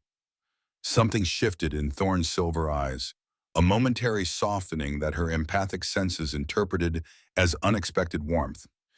Then I will offer not advice, but observation, he said carefully. Lord Drakus expects your agreement, counting on your fear of conflict and your lack of political experience to make the marriage proposal seem the only viable path. His jaw tightened, and he expects my agreement in as well, believing my desire to maintain power will outweigh any personal considerations. The implication hung between them, unspoken but palpable. Personal considerations.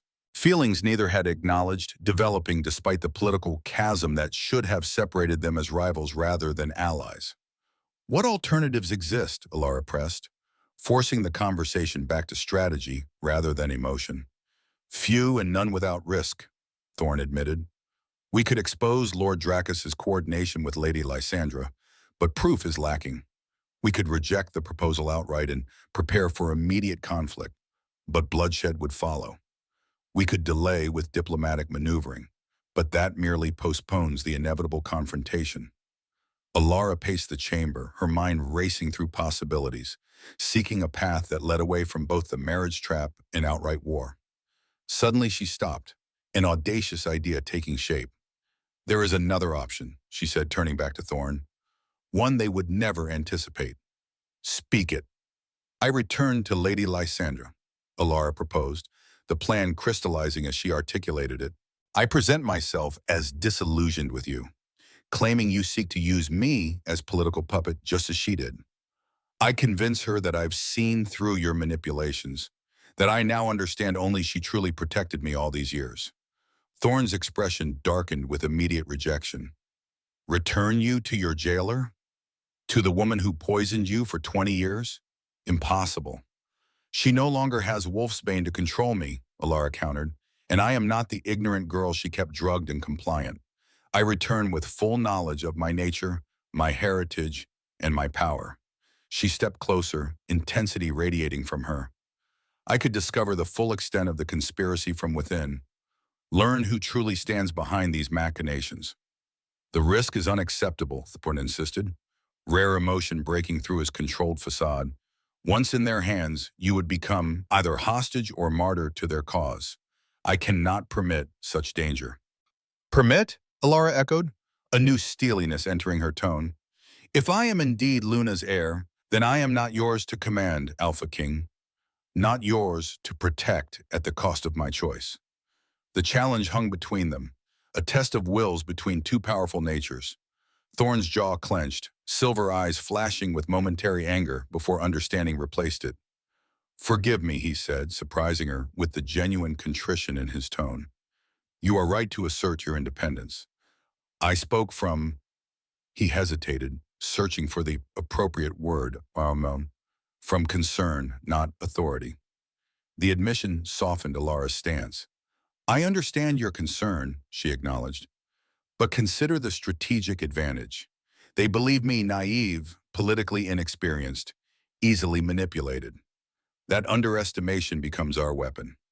Thorne studied her with new appreciation, reassessing her proposal with tactical rather than protective instincts. You would need reliable communication, a way to transmit intelligence without detection. Captain Finn, Alara suggested. He could pose as disaffected, seeking service with Lady Lysandra Mairn after disagreement with his king, a placed spy to relay messages. Dangerous for him as well, Thorne observed, though his tone indicated growing consideration rather than rejection. If discovered, his execution would be immediate. Ask him, Alara challenged. Let him choose whether to accept such risk in service to his king. For long moments, Thorne paced the chamber, weighing possibilities against dangers, strategy against emotion. Finally, he returned to stand before her, decision evident in his bearing. We will present this option to Captain Finn, he conceded. If he agrees, we develop detailed protocols for intelligence gathering and communication. You will carry no written materials that could expose your true purpose. Commit nothing to paper that could be discovered. His expression grew grave. And at the first sign of genuine danger to your person, you abort the mission and return to Ironhold immediately, though those are my conditions. Agreed, Alara said, relief and apprehension mingling in her chest. The path forward contained tremendous risk, but also possibility for resolution without widespread bloodshed. When shall we begin? Today, Thorne decided, during the formal audience with Lord Dracus. Your apparent rejection of both marriage proposal and my protection will seem most convincing if performed before witnesses. A grim smile touched his lips, especially if Lord Dracus believes he has outmaneuvered me through your defection. As midday approached, Alara prepared herself for the performance of her life. Lady Serena helped her dress in a gown of midnight blue that emphasized her royal bearing, while Captain Finn reviewed the signals and codes they would use during her undercover mission.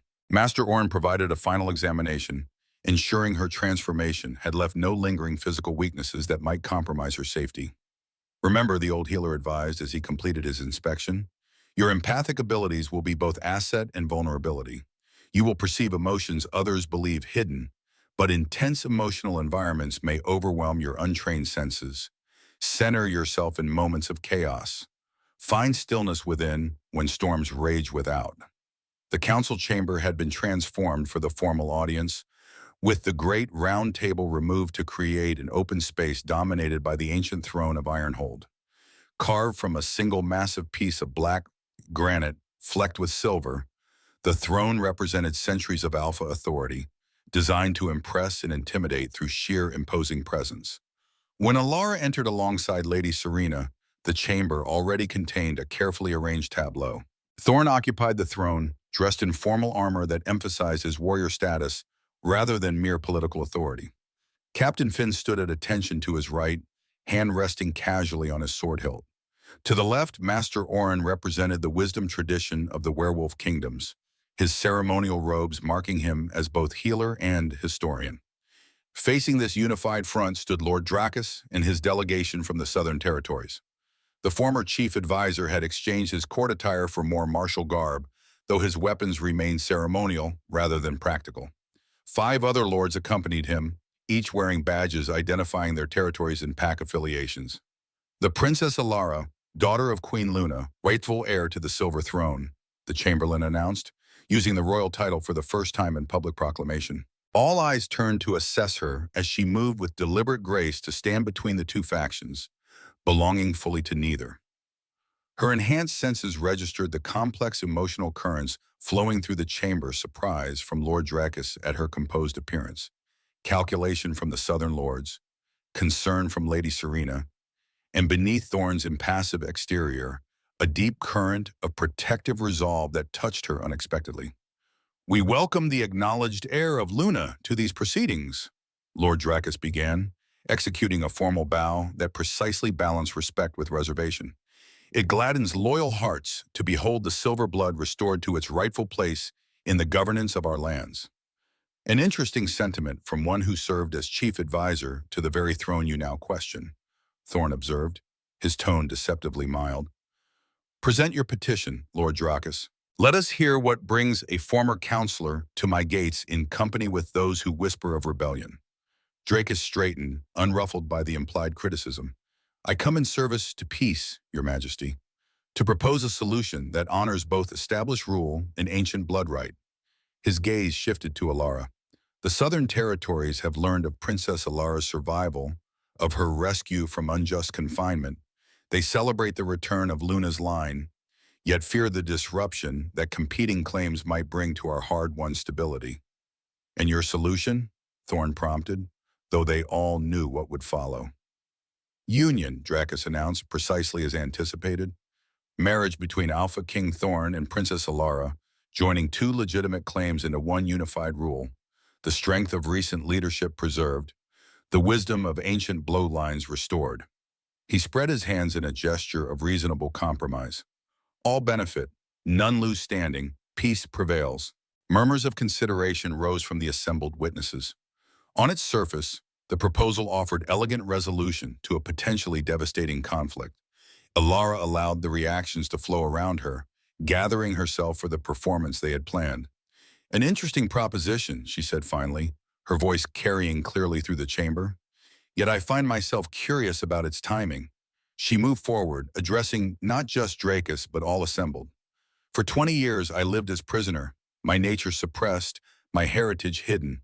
Where was concern for ancient bloodlines during those decades? Where was celebration of Luna's survival through her daughter?" Dracus's expression registered momentary discomfort before smoothing into diplomatic neutrality. "Many believed you perished with your mother, Princess. Lady Lysandra protected you from those who would have ended the royal line permanently, keeping your existence secret until safety could be assured." "Protected?" Alara allowed genuine anger to color her tone.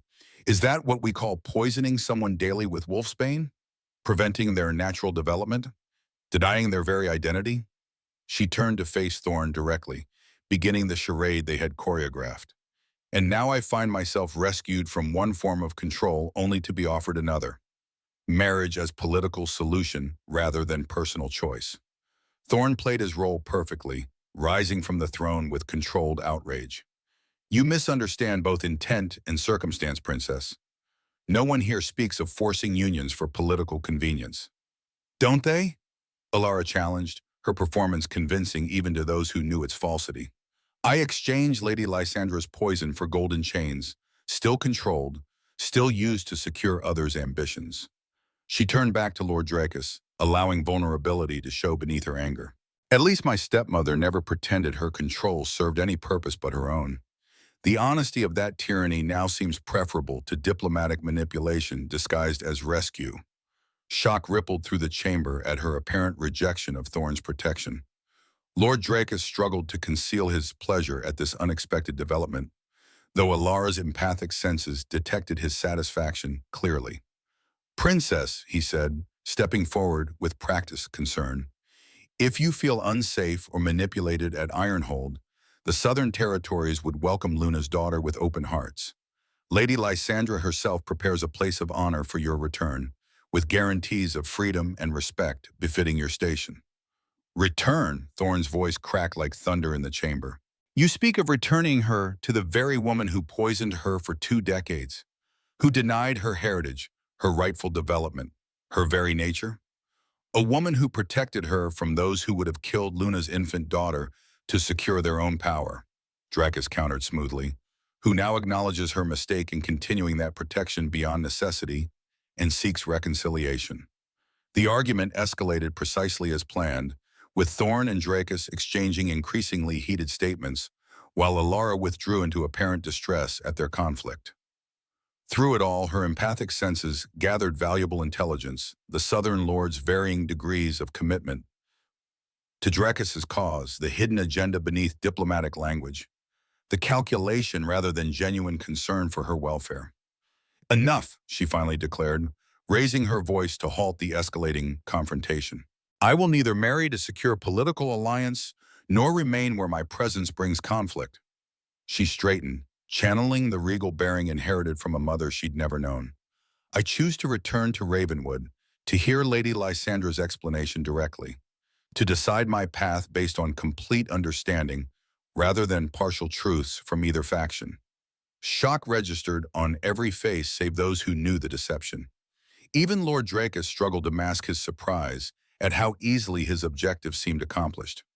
"Princess, I must advise against this course," Thorne objected, projecting genuine concern that required little acting. "Whatever Lady Lysandra's claims of changed perspective, her past actions warrant deepest caution." "Your concern is noted, Alpha King," Alara replied with formal distance. "Yet my decision stands. I have lived 20 years without choice. I claim that right now, whatever consequences follow." She turned to Lord Dracus. "I will accompany your delegation when you depart, my lord, though I make no commitments to any faction until I have heard all sides directly." The audience concluded shortly thereafter, with Lord Dracus barely containing his triumph as arrangements were made for departure the following dawn. As the chamber emptied, only Thorne, Alara, Captain Finn, and Lady Serena remained, maintaining their performance until the heavy doors closed behind the last witness. "They believed it completely," Lady Serena observed, admiration evident in her tone. "Even I might have been convinced had I not known the truth." Lord Dracus's emotional response confirmed our suspicions, Alara added, shedding the persona of wounded princess she had projected during the audience. "He expected resistance, planned for extended negotiation. My apparent defection caught him unprepared, though he recovered admirably." Thorne's expression remained grave despite their successful deception. "The greater challenge lies ahead. Once in their territory, surrounded by their forces, your performance must never waver. A single misstep could prove fatal. Captain Finn and I have established our communication protocols," Alara assured him, "and my empathic abilities provide advantages they cannot anticipate. I will know truth from deception, loyalty from betrayal, without relying on mere words." "I've arranged for 2 loyal guards to defect alongside me," Finn added, citing disagreement with the king's handling of the princess. "They'll provide additional security and communication channels if primary methods are compromised."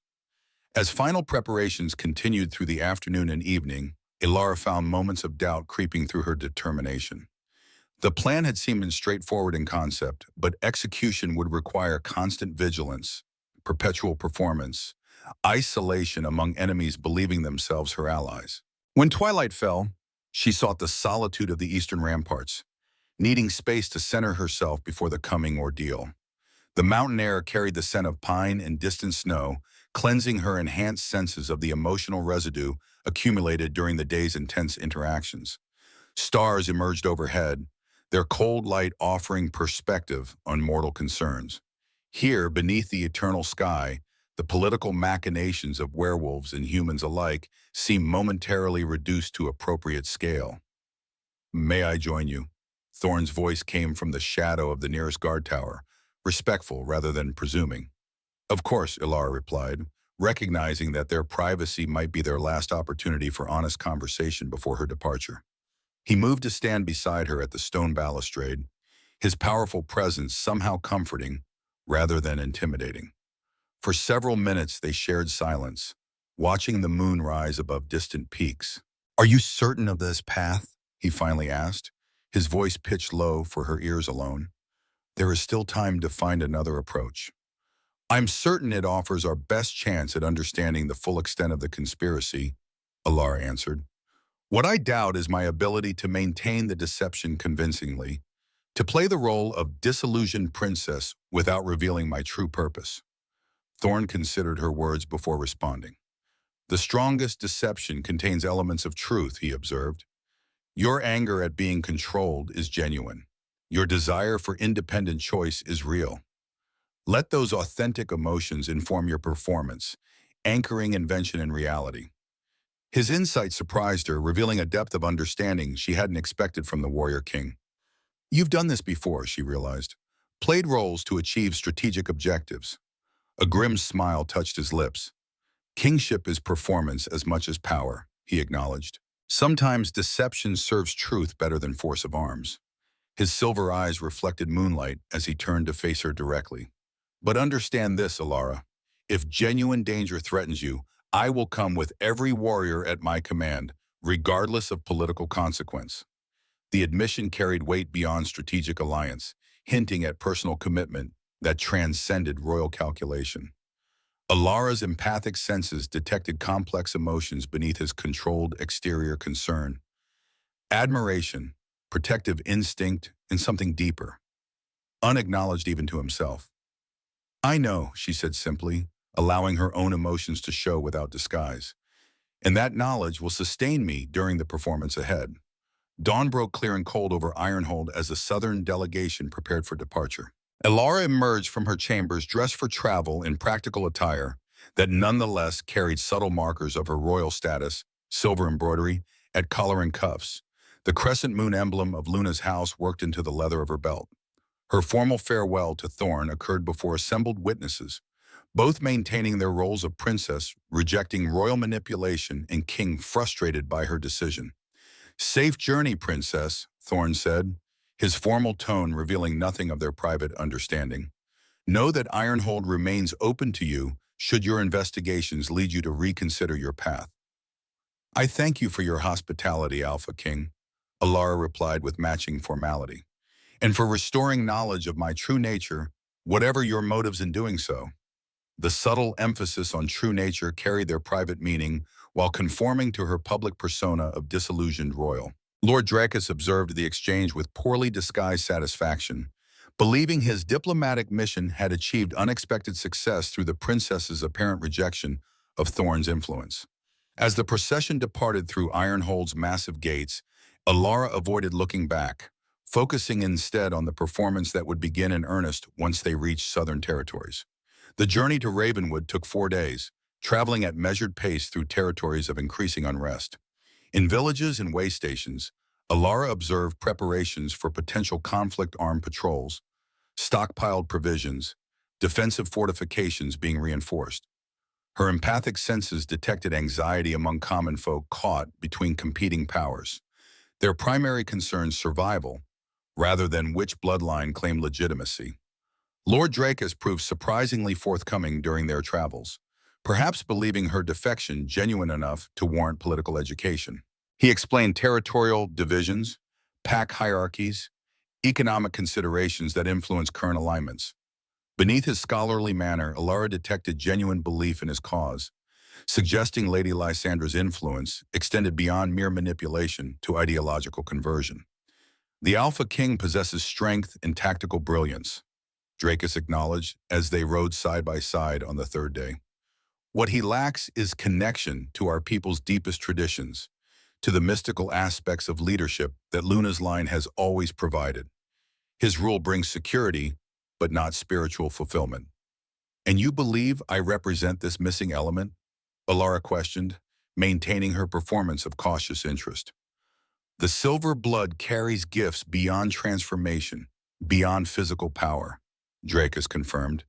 Empathic perception, precognitive dreams, communion with the land itself, these were Luna's inheritance, and now yours. Combined with Thorn's martial prowess through alliance, or replaced by more traditional leadership through your independent rule, either path restores balance to our fractured society. The explanation contained enough truth to be compelling, enough omission to reveal underlying deception. Dracus genuinely believed in the mystical significance of bloodlines, yet something remained hidden beneath his apparent candor, a deeper agenda Alara had yet to discern. When they finally reached Ravenwood Estate, Alara found the crumbling fortress transformed. New guards in unfamiliar livery patrolled restored walls. The ivy and neglect had been cleared away, revealing the ancient stronghold's original impressive architecture. Most significantly, the Luna Crescent banner flew alongside Lady Lysandra's personal standard, a public declaration of changed allegiance that would have been treason mere weeks earlier. Lady Lysandra herself awaited their arrival in the main courtyard, surrounded by what appeared to be military advisors rather than household staff. She had exchanged her usual restrained elegance for more martial attire, though her ice-blue eyes remained unchanged in their calculating assessment as Alara dismounted before her. "Welcome home, daughter," Lysandra greeted her, using the familial term for the first time in Alara's memory. "Your return gladdens hearts loyal to Luna's legacy." "Home," Alara echoed, allowing genuine emotional complexity to color her response. "Though much has changed since I departed." "As have you," Lysandra observed, her gaze noting the subtle differences in Alara's bearing, the confidence that had replaced forced docility. "Lord Dracus reports your transformation was successful, despite occurring without proper ritual or preparation." "Successful but traumatic," Alara replied, following their agreed narrative. "As was discovering the extent of deception surrounding my life, whether through your poisons or King Thorn's political manipulations." Lysandra's expression registered appropriate contrition. "We have much to discuss, much to explain, choices made for protection that extended too long into control." She gestured toward the main keep. "What I do from your journey first. Refresh yourself. Tonight we speak openly, honestly, as equals rather than guardian and ward." The chambers prepared for Alara bore little resemblance to her former prison. Spacious and richly appointed, with windows overlooking the forest rather than inner courtyard, they represented her elevated status in the new political alignment. Most tellingly, no lock secured the doors from outside, no guards prevented free movement through the fortress that had been her cage for 20 years. Captain Finn, now posing as her personal guard after his defection from Thorn's service, conducted a thorough inspection of the quarters before leaving her to prepare for the evening's crucial conversation with Lady Lysandra. "All appears secure, Princess," he reported, "though I recommend caution regarding food and drink until we establish reliable sources within the household staff." "Agreed, Monsieur," Alara nodded, her voice low despite the privacy of her chambers. "Lady Lysandra has abandoned physical imprisonment for political theater, but her fundamental desire for control remains unchanged. I sense it beneath her performance of contrition." The formal dinner that evening gathered key figures in the emerging Southern Alliance, lords from neighboring territories, military commanders, and most surprisingly, representatives from human settlements that had traditionally maintained nervous distance from werewolf affairs. Lady Lysandra presided with practiced grace, positioning Alara at her right hand in visual representation of their purported reconciliation. Throughout the elaborate meal, Alara employed her empathic abilities to catalog the emotional currents flowing beneath polite conversation. Genuine loyalty from some, opportunistic alignment from others, fear disguised as respect, ambition masked by deference. The tapestry of motivations proved complex, suggesting Lady Lysandra's coalition contained internal fractures that might be exploited. When the formal dinner concluded, Lady Lysandra led Alara to a private study previously kept locked and inaccessible during her years at Ravenwood. The room contained unexpected treasures, artifacts from Luna's reign, historical documents, maps of territories as they existed before the Great Purge. Most significantly, a portrait of Queen Luna herself hung on the far wall, revealing the source of Alara's amber eyes and certain features she recognized from her own reflection. "You kept these," Alara observed, genuine surprise breaking through her performance. "All these years, while telling me nothing of my heritage." "I preserved what would have been destroyed," Lysandra corrected, pouring 2 glasses of deep red wine from a crystal decanter. "Those who overthrew Luna's rule sought to erase her legacy completely, burn the records, melt the artifacts, rewrite history without her influence." She offered 1 glass to Alara, who accepted but did not immediately drink. "I saved what I could, including her most precious creation, you." The statement hung between them, its sincerity impossible to determine even with empathic senses. Alara moved to stand before her mother's portrait, studying the face of the queen she'd never known. Luna appeared younger than expected, her expression serious yet compassionate, wearing the silver circlet that symbolized her authority. "Why maintain the deception once the immediate danger passed?" Alara asked, turning back to face her stepmother. "Why continue poisoning me year after year, long after those who sought my death believed their objective accomplished?" Lysander sipped her wine before answering, composing her response with characteristic precision. "Initially, necessity dictated absolute secrecy. You were an infant, incapable of maintaining the deception your survival required. As you grew, habits of protection became patterns of control." Something like regret colored her tone.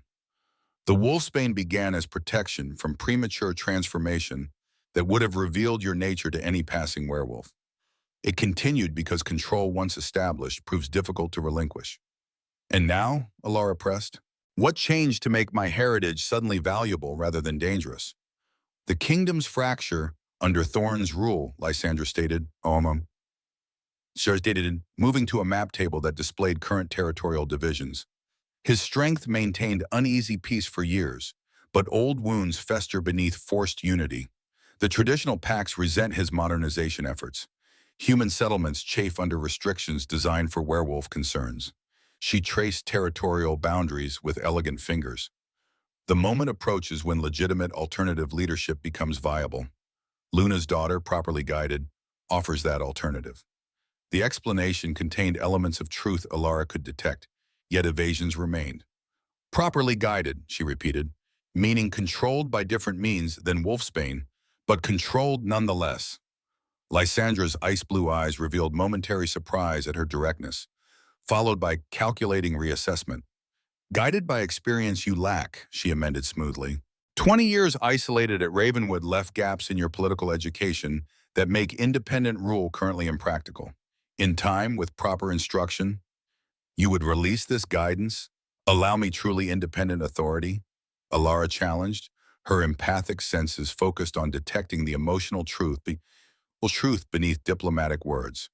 For the first time, genuine emotion broke through Lysandra's controlled exterior. Not the expected calculation or manipulation, but something more complex, more personal. "You are all that remains of her," she said quietly, gaze shifting to Luna's portrait. "All that survives of what we built together, what we planned for these territories." The admission emerged reluctantly, as though extracted against her will. "I would see her vision fulfilled through you, even if the path differs from what I originally imagined." The unexpected vulnerability sparked Alara's curiosity, suggesting dimensions to Lysandra's motivation beyond political power. "You knew my mother well," she observed, "beyond formal court relationship." Lysandra hesitated, then moved to stand beside Alara before the portrait, both women studying the painted face that connected them across decades. "I was her closest advisor, her dearest friend, her most loyal supporter," she finally acknowledged. Some claimed her lover as well, though such relationships remained unacknowledged in official records. The revelation landed with unexpected impact, reconfiguring Alara's understanding of her stepmother's decades-long deception. Not merely political calculation, but personal grief. Thwarted love transformed into possessive protection of Luna's only child. "Her relationship with my father?" Alara questioned, sensing they approached crucial truth. "Political necessity that became genuine attachment," Lysandra admitted, bitterness edging her tone. Warlord Fenris possessed qualities Luna admired: strength without cruelty, traditional values without rigidity, connection to ancient werewolf ways balanced with pragmatic understanding of changing times. Her expression hardened. What neither of us anticipated was his ultimate ambition, his willingness to sacrifice love and loyalty for power when opportunity arose. You claim he betrayed her, Alara said carefully, detecting the emotional complexities beneath Lysandra's account. That he participated in the rebellion that claimed her life. He led it, Lysandra stated flatly. Used knowledge gained through intimacy to strike when her defenses were lowest. Coordinated with Thorne's father to divide loyalist forces while positioning himself as reluctant revolutionary forced to action by Luna's progressive policies. Her hands clenched with remembered anger. I watched the betrayal unfold, powerless to prevent it, able only to save you from the conflagration that claimed your mother's life. The account contradicted Thorne's version of historical events, suggesting multiple perspectives on truth rather than simple deception from either source. Alara's empathic senses detected genuine pain in Lysandra's recollection, yet selective omission as well, gaps where personal responsibility might have been acknowledged. And now you would use me to destroy both my father and the son of his co-ally, Alara concluded, testing the emotional response this blunt assessment would provoke.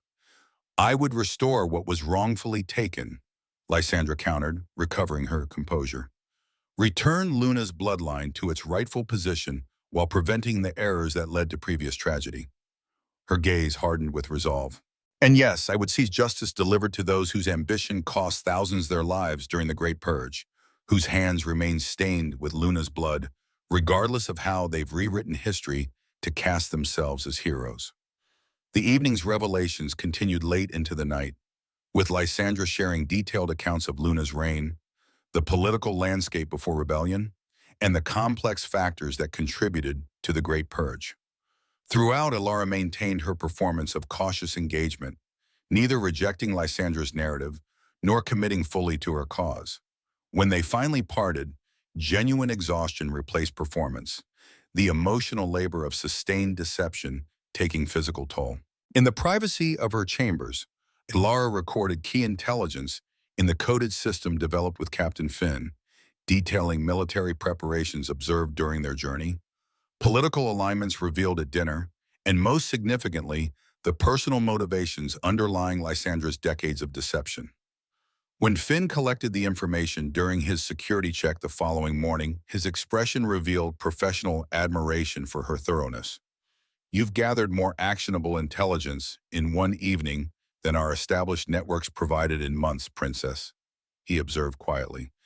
This will reach His Majesty by nightfall through our relay system. Ensure he understands the complexity revealed regarding my father, Alara instructed. Warlord Fenris appears central to past events and current alignments in ways neither side has fully disclosed. Days stretched into weeks as Alara maintained her role within Lysandra's inner circle. Military preparations accelerated throughout the southern territories, with training exercises barely disguised as routine security measures. Political emissaries traveled between allied lords, consolidating support for the coming confrontation. Most concerning, human settlements previously neutral in werewolf politics received diplomatic missions offering favorable terms in exchange for allegiance to Luna's restored bloodline. Throughout, Alara gathered intelligence while carefully cultivating her public persona as Luna's daughter, reclaiming her heritage. She attended strategic meetings, received formal petitions from local leaders, and participated in ceremonies designed to introduce her to populations who would soon be asked to fight in her name. The performance required constant vigilance, perpetual awareness of which emotions could be genuinely expressed and which must remain concealed. On the 20th night of her infiltration, the pattern changed. Lady Lysandra summoned her to a previously unmentioned chamber deep beneath Ravenwood's foundations, accessible only through ancient passages carved directly into bedrock. Captain Finn accompanied her as personal guard, his hand resting casually on his sword hilt as they descended narrow stairs into Earth's embrace. The chamber revealed at their journey's end defied expectation. Circular in shape, its walls covered with symbols predating written language, it centered on a raised stone platform where moonlight filtered through a precisely angled shaft from the surface far above.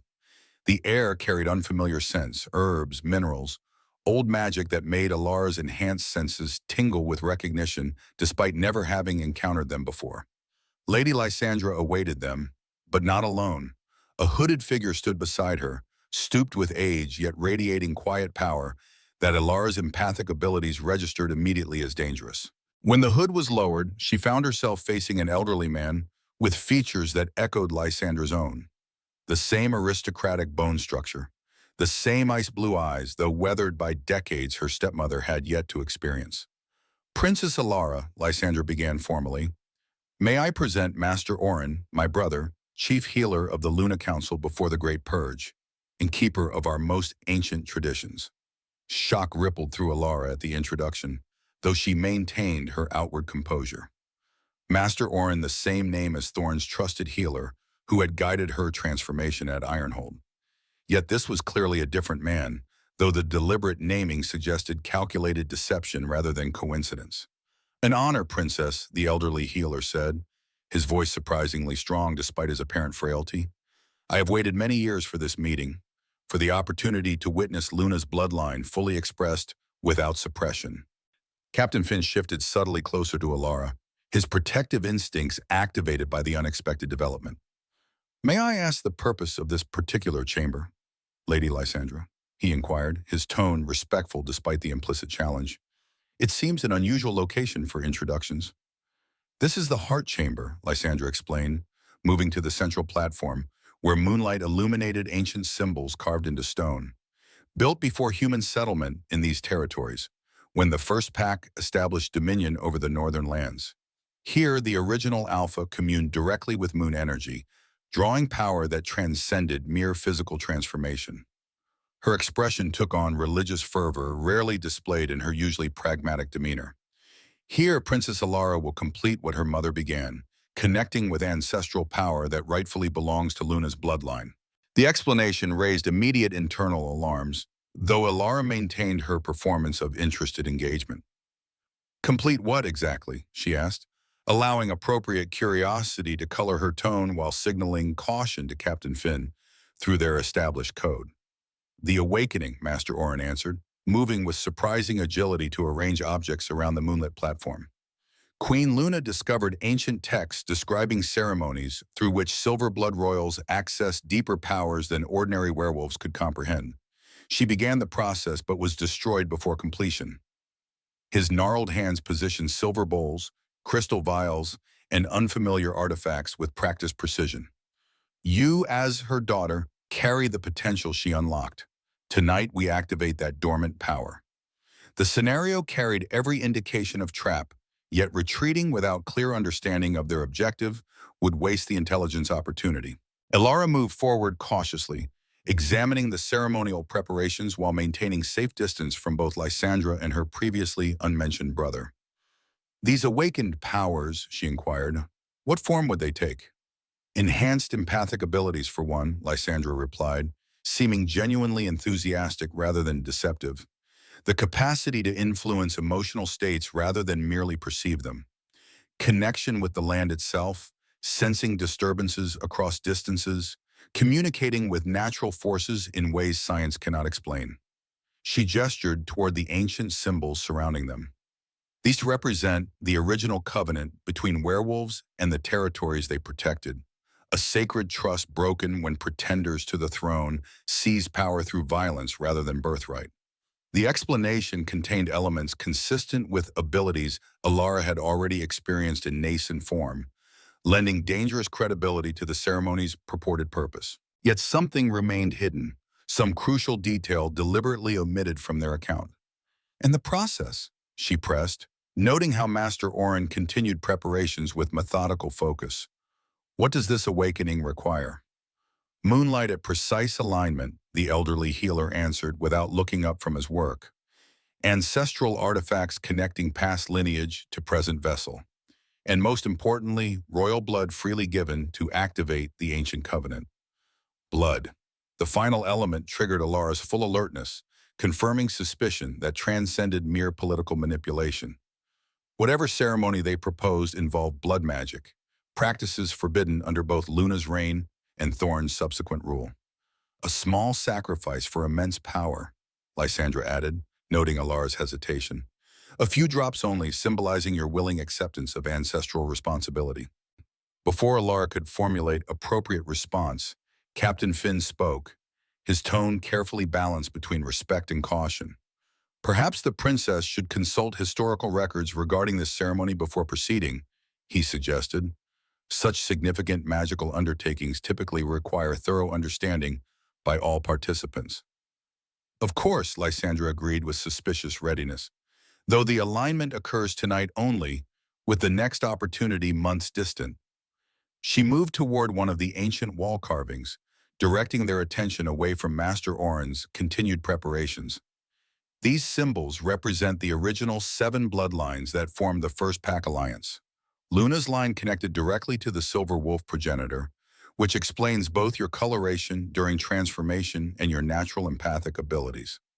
As Lysandra continued her historical exposition, Alara's enhanced senses detected subtle movement behind them. Master Orin had produced a curved silver blade unlike any ceremonial instrument previously displayed, its edge gleaming with unnatural sharpness in the focused moonlight. More disturbingly, the blade appeared to absorb light rather than reflect it, suggesting properties beyond ordinary metal. Signaling danger through their established code, Alara moved casually toward the chamber entrance while maintaining her performance of interested potential participant. Fascinating history, she acknowledged, though I wonder if we might continue this education above ground. The air here grows stale, and I find my transformation still leaves me sensitive to enclosed spaces. Just a moment longer, Princess, Master Orin insisted, his formerly respectful tone hardening with command. The alignment approaches its apex. The opportunity must not be wasted after decades of preparation. The shift in atmosphere became palpable, pretense giving way to more direct purpose. Lysandra's expression reflected momentary conflict, suggesting the ceremony held genuine significance for her beyond mere manipulation. Yet determination overrode whatever doubt briefly surfaced. It requires only moments, she urged, moving to block the chamber entrance alongside 2 guards who had materialized from shadowed recesses, a small discomfort for power beyond ordinary comprehension. Captain Finn's hand moved to his sword, his posture shifting subtly from ceremonial guard to combat-ready protector. The princess has expressed her preference clearly, Lady Lysandra. We will continue this discussion above ground, with proper witnesses and documentation. There will be no further discussion, Master Orin declared, all pretense abandoned as he advanced with the silver blade now prominently displayed. The ceremony proceeds with or without willing participation. The blood of Luna's line will activate the ancient covenant tonight, as prophecy demands. When the confrontation escalated with frightening speed, guards previously hidden in shadowed alcoves emerged with weapons drawn. Captain Finn positioned himself between Alara and Ultra and the advancing threats, his sword clearing its sheath with practiced efficiency. Lady Lysandra's expression transformed from diplomatic persuasion to cold determination, the mask of reconciliation discarded completely. Don't make this more difficult than necessary, Alara, she said, using her name without royal title for the first time since her return. The awakening serves greater purpose than individual choice. Luna understood this before her betrayal interrupted the original ceremony. Her work completes through you, willing or otherwise. What ceremony truly awaits me? Alara demanded, abandoning her own performance as the situation deteriorated. Not enhancement of natural abilities, I suspect, but something far darker. Her empathic senses focused completely on Lysandra and Master Orin, penetrating deceptions maintained throughout her infiltration. Something requiring not drops of blood, but substantial sacrifice. Master Orin's weathered features twisted with frustration at her perception. The silver blood must transfer, he stated flatly, from daughter to suitable vessel prepared through decades of proximity and preparation. Your mother would have completed the transference voluntarily had betrayal not interrupted the original ceremony. The truth crystallized with horrifying clarity, not enhancement, but transference, not empowerment, but extraction. The ceremony intended to transfer Luna's hereditary powers from Alara to Lysandra herself, who had spent 20 years in close proximity to the bloodline, preparing for this moment. You never intended restoration of Luna's line through me, Alara realized aloud. You planned to become Luna's legacy yourself, stealing what could not be inherited. Not stealing, but preserving, Lysandra countered. Cold determination replacing all pretense of affection. The silver blood is wasted in an untrained vessel with divided loyalty. I alone maintained faith with Luna's vision, preserved her legacy, protected her secrets. Genuine emotion broke through her controlled exterior. I alone loved her enough to sacrifice everything in service to her dream. The power rightfully belongs with that devotion, not accident of birth. As guards advanced from multiple directions, Captain Finn engaged the nearest attackers with lethal efficiency, creating momentary space for Alara to access her own defensive capabilities. The transformation came instinctively now, her human form surrendering to Silver Wolf in fluid motion that required no conscious direction. Within moments, where the princess had stood now crouched a massive silver wolf, amber eyes blazing with intelligence and controlled fury. The unexpected transformation halted the advance momentarily, even Master Orin stepping backward in apparent alarm at the speed and completeness of her change. Lysandra alone showed no surprise, having anticipated this defense. Silver cannot harm silver, she said cryptically, producing a small wooden pipe from within her robes. But ancient wisdom provides alternatives when physical force proves insufficient. Before Alara could react, Lysandra blew a fine powder through the pipe directly toward her lupine form. The substance burned where it contacted fur and skin, not with ordinary pain, but soul-deep agony that transcended physical sensation. Alara's wolf body convulsed, control slipping as the powder's effects spread through her system with unnatural speed. Mountain ash mixed with moonstone dust, Master Orin explained with clinical detachment, temporarily severs connection between human consciousness and wolf nature, leaving both vulnerable during the separation. The effect lasts only minutes, but sufficient for our purpose. Through rapidly dimming awareness, Alara perceived Captain Finn fighting with desperate skill against overwhelming odds, already bleeding from multiple wounds yet continuing his defense with unwavering loyalty. She struggled against the paralyzing powder, forcing her wolf body to respond despite the severed connection between will and form. With supreme effort, she managed a single powerful lunge, not toward her attackers, but toward the central platform, where moonlight still streamed from the surface far above. As her silver fur contacted the ancient stone within the focused moonbeam, energy surged through her paralyzed system, not healing her strength, but connection, expanding her consciousness beyond the chamber's confines, beyond Ravenwood's boundaries, across territories to Ironhold, where Thorn presided over War Council, planning rescue already set in motion by Captain Finn's emergency signal sent hours earlier. The psychic connection formed instantly, transcending physical distance through bonds established during her transformation. Images, emotions, understanding flowed between separated allies with impossible speed and clarity. Thorn perceived her danger with perfect comprehension, while Alara received knowledge of forces already advancing toward Ravenwood, of strategy implemented the moment her infiltration uncovered the ceremony's true purpose. Master Orin sensed the unexpected connection, his expression transforming from clinical detachment to genuine alarm. Impossible, he breathed, watching the silver fur seem to absorb and channel moonlight rather than merely reflect it. The connection forms without proper ritual, without prepared conduit. Complete the extraction immediately, Lysandra commanded, recovery from surprise giving way to desperate determination. The alignment fades within moments. We may never have another opportunity. As they advanced with the silver blade, Alara's consciousness separated further from her paralyzed form, expanding beyond physical limitation in ways neither Lysandra nor her brother had anticipated. The silver blood awakened fully, not through their ceremonial extraction, but through desperate necessity, connecting her to currents of power flowing through earth and sky, through ancient stone and focused moonlight.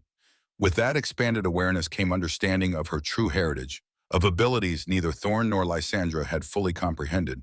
Not just empathic perception, but communion with the land itself, with the territories over which her mother had once presided not as ruler but as guardian, as voice for energies predating human settlement or werewolf transformation. The revelation came with responsibility that transcended political ambition or personal survival. These territories, this land, required balance between human and werewolf, between tradition and progress, between strength and compassion. Luna had understood this fundamental truth, had sought equilibrium rather than dominance, partnership rather than subjugation. As Master Orin raised the silver blade for the extraction ritual, Ilara channeled this understanding through her expanded consciousness. The chamber's ancient stones responded, moonlight intensifying within the focused beam until it became tangible force rather than mere illumination. The power flowed through her silver fur, through the platform connecting to earth below, creating concentric rings of energy that expanded outward with increasing velocity. Lysandra recognized the manifestation too late to retreat, her expression transforming from determined ambition to horrified comprehension as energy engulfed her physical form. Not destruction, but revelation, stripping away deception to reveal truth beneath. Master Orin experienced similar exposure, his centuries of manipulation and hidden agenda suddenly transparent to all present, including the guards who had followed his commands without understanding their true purpose. The psychic shockwave expanded beyond the chamber, beyond Ravenwood itself, washing across surrounding territories with cleansing force that revealed truth without destruction, that offered clarity without vengeance. Alliances built on deception crumbled. Loyalties founded on manipulation dissolved. The complex web Lysandra and her brother had constructed over decades unraveled in moments of perfect illumination. When the energy finally dissipated, Ilara found herself returned fully to human form, the paralyzing powder's effect neutralized by the power channeled through her silver blood heritage. Captain Finn stood nearby, his wounds mysteriously healed during the manifestation, his expression reflecting awe tempered with soldiers' pragmatism.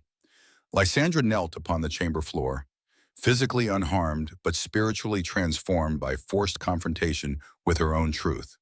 The ambition and manipulation remained, but stripped of self-deception regarding noble purpose or loyalty to Luna's memory. She recognized her actions for what they truly were: selfish appropriation disguised as devotion, control masked as protection. "You could have been her true legacy," she whispered, looking up at Ilara with new recognition. Not just through blood, but through understanding what she truly sought. Balance, not dominance. Partnership, not subjugation. Bitter acknowledgement colored her tone. I claimed to love her while betraying everything she valued most. Before Ilara could respond, new sounds penetrated the ancient chamber. Forces entering Ravenwood from above. Organized movement rather than chaotic conflict. Thorne's rescue operation arriving precisely as their psychic connection had revealed, finding resistance already neutralized by forces beyond conventional military power. "It seems," Captain Finn observed with professional admiration, "that the princess has resolved our situation before reinforcements proved necessary." He sheathed his sword with formal precision before offering Ilara the cloak and had fallen during her transformation. "Though I expect His Majesty will appreciate confirmation of your safety nonetheless." As they ascended from the ancient chamber, leaving Lysandra and her brother under guard to await formal justice, Ilara reflected on revelations beyond political conspiracy or personal vindication. The silver blood carried responsibilities greater than royal authority, connection to forces that transcended human governance or werewolf pack structure. Luna had understood this fundamental truth, had attempted progressive policies that honored balance rather than dominance. Now that understanding passed to her daughter, not through ceremonial transference, but through desperate necessity, awakening dormant potential.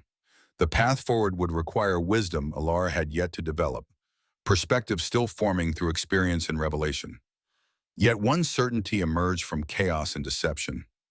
True leadership served the land and its people rather than personal ambition or political advantage. As moonlight illuminated her ascent from ancient depths toward uncertain future, Ilara recognized that the evening's events marked not conclusion, but beginning.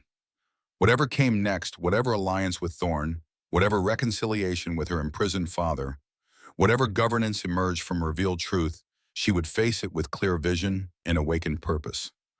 The Silver Wolf had truly returned, not as weapon or symbol, but as guardian of balance in territories too long divided by fear and ambition.